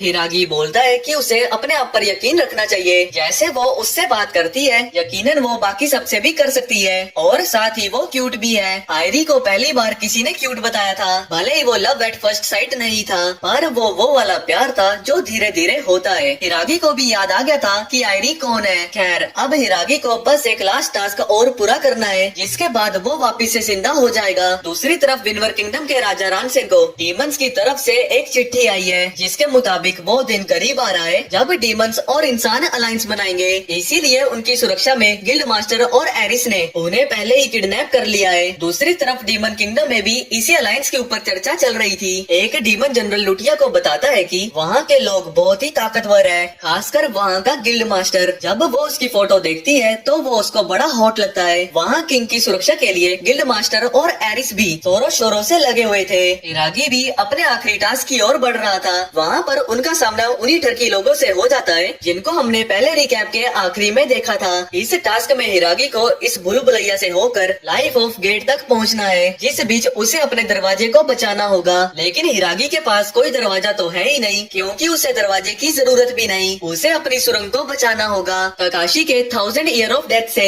अब खेल शुरू होता है और आयरी शुरुआत में ही 2 लोगों को नॉकआउट कर देती है। भाई लोग, मुझे एक्सप्लेन करने की जरूरत तो नहीं ना कि वो लोग कैसे नॉकआउट हो रहे हैं, लेकिन जब ये हिरागी ट्राई करता है तो उसकी उंगली ही मुड़ जाती है। वो हिरागी को हार मानने को कहते हैं और उसकी सेकंड लाइफ को उनके साथ एंजॉय करने को कहते हैं, लेकिन हिरागी रिजेक्ट कर देता है क्योंकि वो गे नहीं है। अब वो पूरी जान लगाकर उसके 2 साथियों को फिर मार देता है। फिर आयरी हिरागी को लेकर वहाँ से भाग जाती है, लेकिन ये अमिताभ बच्चन जैसा लीडर उन्हें फिर से पकड़ लेता है और इस बार अपने स्पेशल रोज मूव से वो हिरागी को जकड़ लेता है। और उसके बाद जो हिरागी के साथ होता है वो मैं आप लोगों को बता नहीं सकता। दूसरी तरफ डीमन कल्ट में विटोर डेस्ट्रा को बताता है कि गैम्बल और यूटिस दोनों ही अपने काम में लग चुके हैं और यहाँ फिर से हम हिरागी को देखते हैं जिसके पीछे बहुत गहरा छेद हो चुका था, जिसकी गहराई नापने के लिए कोई मशीन भी नहीं बनी है। आयरी को भी लग रहा था कि यहाँ खेल खत्म हो चुका है, लेकिन हिरागी फिर से खड़ा होता है और इस बार उसकी ताकत को देखकर उनका लीडर भी कांपने लगता है। इस बार इन दोनों के बीच बहुत तगड़ी टक्कर होती है, जिसमें आखिर में हिरागी एक पंच से जीत जाता है और फिर आयरी और हिरागी दोनों ही लाइफ ऑफ गेट से अपनी दुनिया में वापस चले जाते हैं। लेकिन वहाँ जब उसकी आंखें खुलती है तो वो लुइस को घायल हालात में अपनी ओर आते हुए देखता है। उसके गिरने से पहले हिरागी उसे पकड़ लेता है और इनके पीछे हम देखते हैं आयरी को, जो अजीब तरह से हंस रही थी। इसके कुछ वक्त पहले रानसेन ने लुइस को हिरागी को यहाँ लाने के लिए भेजा था, क्योंकि वो चाहते हैं कि ये हिरागी भी देखे कि वो लोग अलायंस कैसे बनाते हैं। और किंगडम के अंदर गिल्ड मास्टर भी अलायंस शुरू होने से पहले गिल्ड में और लोगों को भर्ती कर रहा था, पर हर कोई वहाँ मेरी तरह निकम्मा निकलता है। लेकिन तभी वहाँ पे यूटिस आता है, जिसकी बॉडी देखकर गिल्ड मास्टर भी उसका फैन बन जाता है और उसको गिल्ड में भर्ती कर लेता है। अब डीमन किंगडम से भी डीमन की राजकुमारी अपने जनरल के साथ विनवर किंगडम पहुंच जाती है। अब सीन काइजर किंगडम पर शिफ्ट होता है, जहां पर एक तरह से अकाल पड़ चुका था। किंग की हालत भी बहुत खराब थी। जाकिया इसके पीछे की वजह को खोजने की कोशिश कर रहा था, तभी उसको एक कमरे से किसी के हंसने की आवाज आती है। वो जादूगर था जो असिस्टेंट को बता रहा था कि अब काइजर किंगडम डीमन कल्ट के कब्जे में है, यानी कि जादूगर शुरुआत से ही किंग का इस्तेमाल कर रहा था डीमन किंग को वापस रिवाइव करने के लिए। जाकिया को बहुत तेज गुस्सा आ रहा था। वो जादूगर को मारने की कोशिश करता है, लेकिन उससे पहले ही जादूगर वहाँ से गायब हो जाता है। इसके बाद वो सीधा विनवर किंगडम के लिए निकल जाता है, एक मदद की उम्मीद में। इससे पहले उसने किंग को सब कुछ बता दिया था। किंग बोलते हैं कि करीब 30 साल पहले काइजर किंगडम पर डीमंस ने हमला कर दिया था, जिसमें वो किसी को बचा नहीं पाए और ऐसा फिर कभी ना हो,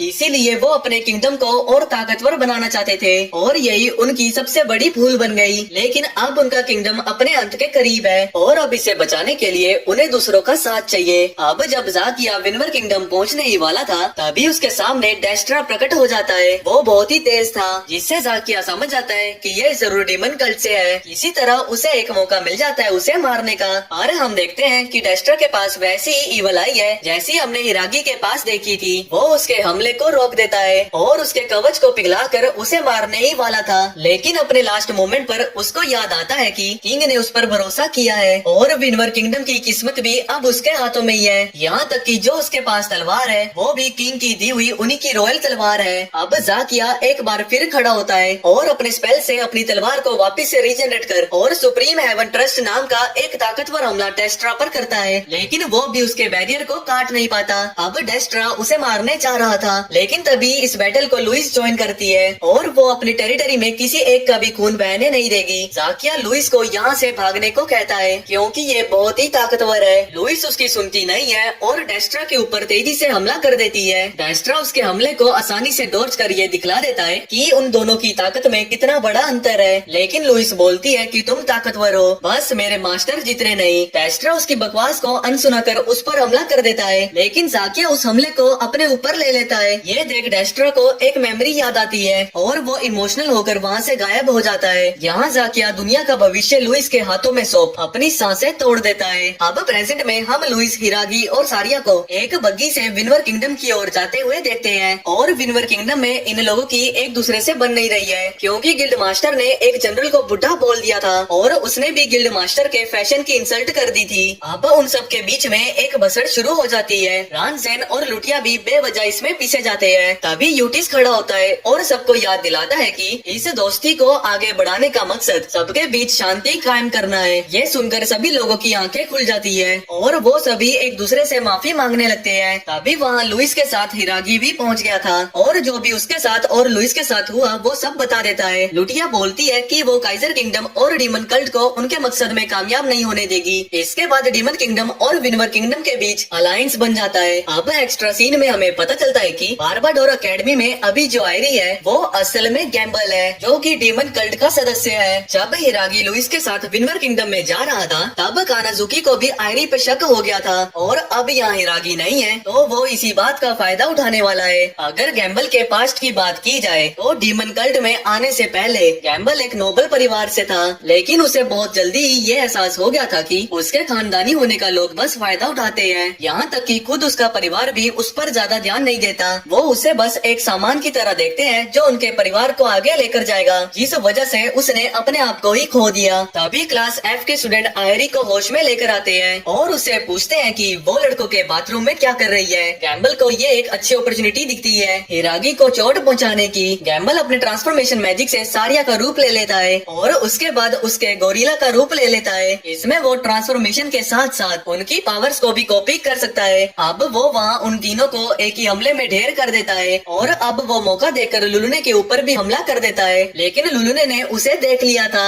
और उसे लगता है कि वो उसका खाना छीनना चाहती है, तो वो अपने में से थोड़ा खाना खुद ही शेयर कर देती है। ये देख गैम्बल की आंखों में आंसू आ गए थे। वो उससे पूछता है कि उसने अपना खाना क्यों शेयर किया। लुलु ने उसे बोलती है कि उसने उसके मास्टर की जान बचाई थी और वो उसकी अच्छी दोस्त भी है। ये सुनकर गैम्बल फूल जाता है और शर्मा के वहाँ से भाग जाता है। अब वो लुलुने को मारने में तो फेल हो गया, लेकिन ओलिगा को वो नहीं छोड़ेगा। पर जैसे ही वो ओलिगा के पास जाता है, ओलिगा उसको अपना छाता दे देती है ताकि वो इस बारिश में भीग न जाए। गैम्बल फिर एक बार हैरान रह जाता है, क्योंकि जब वो खुद ओलिगा जितना था तो लोग उसका छाता छीन लेते थे और उसको पीट भी दिया करते थे। ओलिगा बोलती है कि तुम भी तो मेरे साथ अपना खाना शेयर करती हो और वैसे भी तुम तो मेरी अच्छी दोस्त हो ना। गैम्बल एक बार फिर फूल जाता है और फिर से वहाँ से भाग जाता है। अब वो सोच रहा था कि वो 2 बार तो फेल हो चुका है, लेकिन इस बार वो हिरागी बनकर अटोरिया के पास जाएगा और उसको मार देगा। दूसरी तरफ जब हिरागी विनवर किंगडम के लिए निकला था तो वो रास्ते में कुछ सामान लेने के लिए रुक गए थे, जहाँ पर सारिया को डेस्ट्रा उदास बैठा दिखाई मिलता है। सारिया में डेस्ट्रा को कोई और दिखाई दे रही थी। तभी हिरागी भी वहाँ आ जाता है। डेस्ट्रा उससे मिलने ही यहाँ आया था।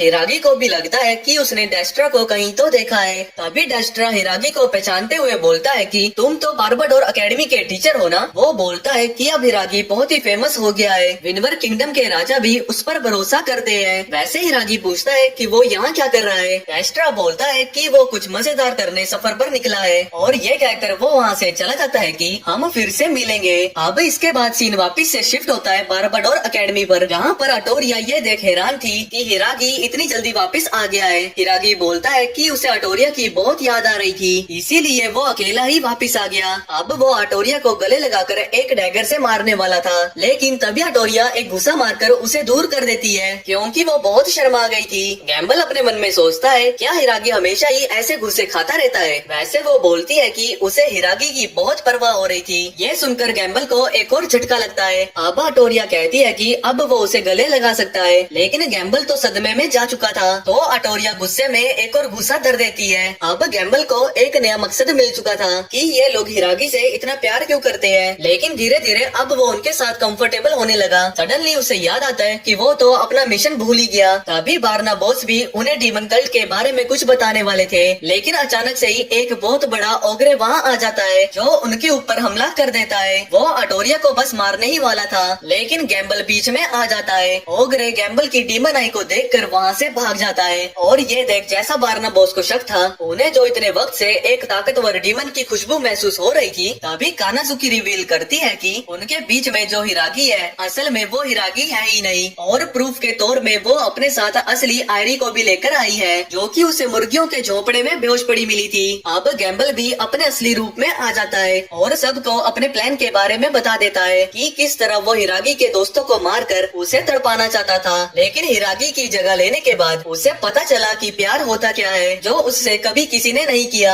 इसीलिए किसी के मरने या जीने से उसे कोई मतलब नहीं था, लेकिन अब उसकी सोच बदल चुकी है। अब वो एक ऐसे नए सफर पर जाएगा जहाँ पे वो उस खास को ढूंढेगा जो उसकी परवाह करती हो। बारना बॉस भी उसे जाने देते हैं, क्योंकि वो जानते हैं कि वो अकेला ही उन सबको मार सकता है। लेकिन जब वो ये बात अपने कल्ट में बताता है कि वो डीमन कल्ट को छोड़ रहा है और अब वो डीमन किंग का साथ भी नहीं देगा, तो वो काले लिबास वाला गैम्बल को मार देता है। दूसरी तरफ विनवर किंगडम में गिल्ड के लोग डीमन कल्ट पे हमला करने की तैयारी कर रहे थे, तो वक्त आ चुका है कि यूटिस भी अपने प्लान को अंजाम दे। वो यहाँ सबको मारने की सोच रहा था, तभी पैसिफरमैन वॉशरूम के लिए जाता है और वहाँ कोई उसके ऊपर हमला कर देता है। इसके अगले दिन गिल्ड मास्टर और विटोर की इन्वेस्टिगेशन शुरू हो जाती है। गिल्ड मास्टर बोलता है कि वो उसे बिल्कुल नहीं छोड़ेगा जिसने उनके शो के साइड कैरेक्टर को मारा है। एरिस उन्हें बताती है कि बेबी मैन की सांसें अब तक चल रही है, लेकिन वो उसकी बात को इग्नोर कर देते हैं और बेबी मैन के आसपास एविडेंस ढूंढने लगते हैं। बेबी मैन की पैंट की चेन खुली हुई थी, तो वो गंदा सोचने लगते हैं कि वो बाथरूम में कर क्या रहा था। उनको लगता है कि शायद वो किसी गड़बड़ में बेहोश हो गया है, जो सुनकर एरिस एम्बैरेस हो जाती है। खैर, इन्वेस्टिगेशन को आगे बढ़ाते हुए वो अपने साथियों पर ही शक करने लगते हैं, लेकिन वहाँ भी उन्हें कोई सुराग नहीं मिलता। तो वो लोग इस केस को क्लोज कर बेबी मैन को जमीन में ही जिंदा दफना देते हैं। लेकिन तभी कब्र से बेबी मैन का हाथ बाहर निकलता है। सबको लगता है कि ये तो कोई बटर चिकन वाला ज़ॉम्बी बन गया है, लेकिन बेबी मैन बताता है कि वो तो चैन की नींद सो रहा था और इरिस को बहुत गुस्सा आ रहा था, क्योंकि शुरुआत से वो यही तो बता रही थी। खैर, बेबी मैन बताता है कि वो बाथरूम में अपने ही दूध की बोतल से फिसलकर गिर गया था। तो अब गिल्ड मास्टर यूटिस को कांग्रेचुलेट और थैंक यू बोलते हैं, क्योंकि उसके बिना इस केस को सोल्व करना बहुत मुश्किल हो जाता। पर अब इरिस को यूटिस पर शक होने लगता है। दूसरी तरफ विनवर किंगडम में हिरागी क्लास एफ को बताता है कि विनवर किंगडम और डीमन किंगडम में अलायंस बन चुका है, यानी कि जल्दी उनका सामना डीमन कल्ट से होने वाला है। इसीलिए वो सबको अपने आप को तैयार होने को बोलता है, क्योंकि अब वो खुद ही खुद के रक्षक है। दूसरी तरफ हम एरिस को देखते हैं, जो अंधेरी गली से वापस गिल्ड जा रही थी। तभी उसके सामने यूटिस आ जाता है। यूटिस को देखकर एरिस थोड़ी हैरान थी। यूटिस कहता है कि अब वो अपने आप को रोक नहीं पा रहा है। वो ये रिवील कर देता है कि वो डीमन कल्ट का मेंबर है और उसका शौक है ताकतवर लोगों से लड़ना और उन्हें खत्म कर देना, और यही वो इरिस के साथ करने जा रहा था। इरिस भी उसके एक ही पंच में ढेर हो जाती है। अब एक और पंच में जब वो उसे मारने ही जा रहा था, तब उस पंच को गिल्ड मास्टर रोक लेता है और उससे पूछता है कि वो क्या कर रहा है। यूटिस बात को घुमाकर बोलता है कि हम दोनों तो बस खेल रहे थे, पर गिल्ड मास्टर झूठ सुनने के बिल्कुल मूड में नहीं था। तो अब यूटिस भी उसे सब सच सच बता देता है और उसकी फ्रेंड की बुराई करने लगता है, जो देख अब गिल्ड मास्टर से ये सहन नहीं होता और उसे एक ही गुस्से में कई मीलों दूर फेंक देता है। जिसके बाद वो पूरी फोर्स से जंप लगाता है और उड़ते हुए सीधा यूटिस के पास पहुंचता है। जिसके बाद उन दोनों के बीच मुक्केबाजी होने लगती है। यूटिस कहता है कि उसकी डिप्रेस्ड लाइफ में वो बहुत ताकतवर था, जिस वजह से उसकी लाइफ एकदम बोरिंग हो गई, लेकिन आज उसे वो ओपोनेंट मिल गया है जो उससे लड़ने के काबिल है। जिसके बाद यूटिस अपनी पूरी ताकत लगाकर गिल्ड मास्टर से लड़ने लगता है। अब गिल्ड मास्टर भी उससे हारने लगा था। तभी गिल्ड मास्टर यूटिस से बोलता है कि उसकी पूरी मसल्स रो रही है, आखिर उसने इन पर इतना जोर क्यों डाला हुआ है। अब यूटिस भी नोटिस करता है कि उसकी सारी मसल्स तो कांप रही है। तभी वो अपने सामने देखता है गिल्ड मास्टर को, जो बहुत ही गुस्से में और ताकतवर दिखाई दे रहा था। गिल्ड मास्टर अपनी पूरी ताकत एक पंच में भरकर यूटिस के ऊपर हमला करता है, जो यूटिस के करीब से निकल जाता है। हम देखते हैं कि उस हमले में इतनी ताकत थी कि पीछे का पहाड़ पूरी तरह से तबाह हो चुका था। अब गिल्ड मास्टर भी थक कर यूटिस के ऊपर ही गिर जाता है। यूटिस उसे वहीं अकेला छोड़ वापिस जाने लगता है। उसने अपनी हार को एक्सेप्ट कर लिया था। तभी उसके सामने विटोर टेलीपोर्ट होता है, जो कि यूटिस को मार देता है, क्योंकि वो हार चुका था। दूसरी तरफ हम हिरागी को देखते हैं, जो अपने मैजिक का यूज नहीं कर पा रहा था और बारना बॉस के हिसाब से यही सही वक्त था हिरागी को सब कुछ सच बताने का।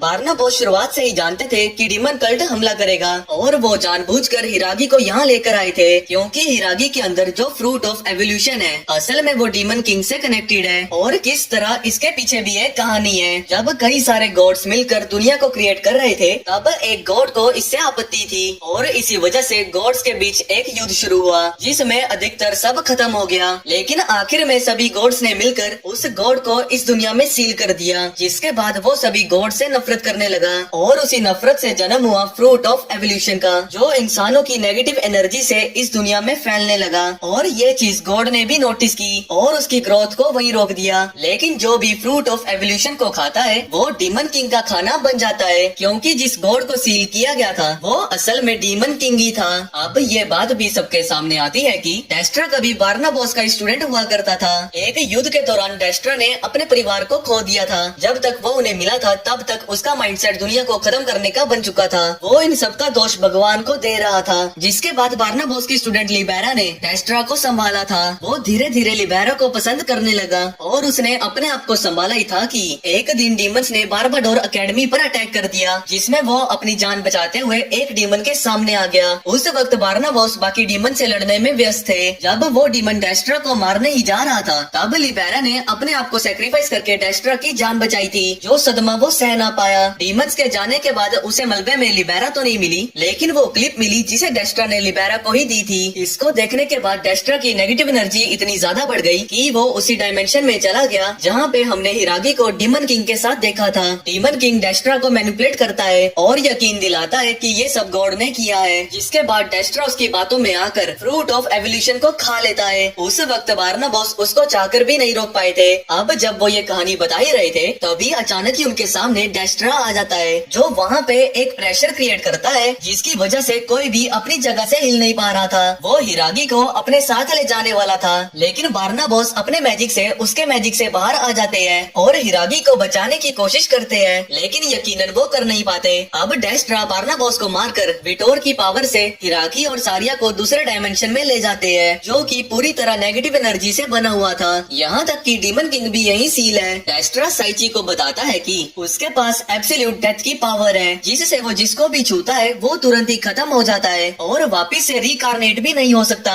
यानी कि अब तक डेस्ट्रा ने जिन जिन को भी मारा है वो अब कभी जन्म नहीं ले सकते, जिसके लिए वो डीमन किंग का शुक्रगुजार है। लेकिन वो हिरागी की नेगेटिव एनर्जी से डीमन किंग को रिवाइव कर उसको अपनी एब्सोल्यूट डेथ की पावर से खत्म करना चाहता है। यानी कि डेस्ट्रा डीमन किंग को ही मारना चाहता है। अरे नहीं नहीं, वो तो पूरी दुनिया को ही खत्म करना चाहता है जिसने उसे इतना दुख दिया है। इसके बाद साइची और डेस्ट्रा के बीच लड़ाई शुरू हो जाती है। यहाँ पे साइची अपने मैजिक का यूज नहीं कर सकता है, इसीलिए वो अपनी मामूली तलवार से ही लड़ रहा था। डेस्ट्रा आखिर में अपने खंजर से हिरागी को घायल कर देता है और जब वो उसको मारने ही वाला था तभी सारिया बीच में आ जाती है, लेकिन सारिया का हर एक हमला उसके लिए हवा का चलता झोंका सा था। इसके बाद वो सारिया को भी एब्सोल्यूट डेथ से खत्म कर देता है, जो देख हिरागी पूरी तरह से टूट चुका था, जिसकी वजह से हिरागी के अंदर से अधिकतर मात्रा में नेगेटिव एनर्जी बाहर निकल रही थी। यानी कि हिरागी इवॉल्व हो रहा है, इससे डीमन किंग की ताकत भी बढ़ रही थी। हम देखते हैं कि हिरागी के अंदर का फ्रूट ऑफ एवोल्यूशन टूट चुका है, जिससे उसके शरीर से तेजी से नेगेटिव एनर्जी निकलने लगती है और अब उसकी ताकत डीमन किंग के बराबर हो चुकी थी। इसके बाद हिरागी की आंखें एक नई डायमेंशन में खुलती है, जहां उसकी मेमोरीज उसके सामने रिवाइंड हो रही थी। यहाँ डेस्ट्रा उसे उसकी वो मेमोरीज भी दिखाता है जब वो अपनी दुनिया में बुली हुआ करता था। वो हिरागी को मैनिपुलेट करता है, उसे यकीन दिलाता है कि उन्हें मिलकर उस दुनिया को खत्म कर देना चाहिए जिसने उनको इतना दर्द दिया। हिरागी उसकी बातों में आने ही वाला था कि तभी उसको सारिया की याद आती है और वो डेस्ट्रा के साथ आने से इनकार कर देता है। वो बोलता है कि उसे खुशी है कि वो बुली हुआ था, क्योंकि अगर वो उस वक्त बुली ना हुआ होता तो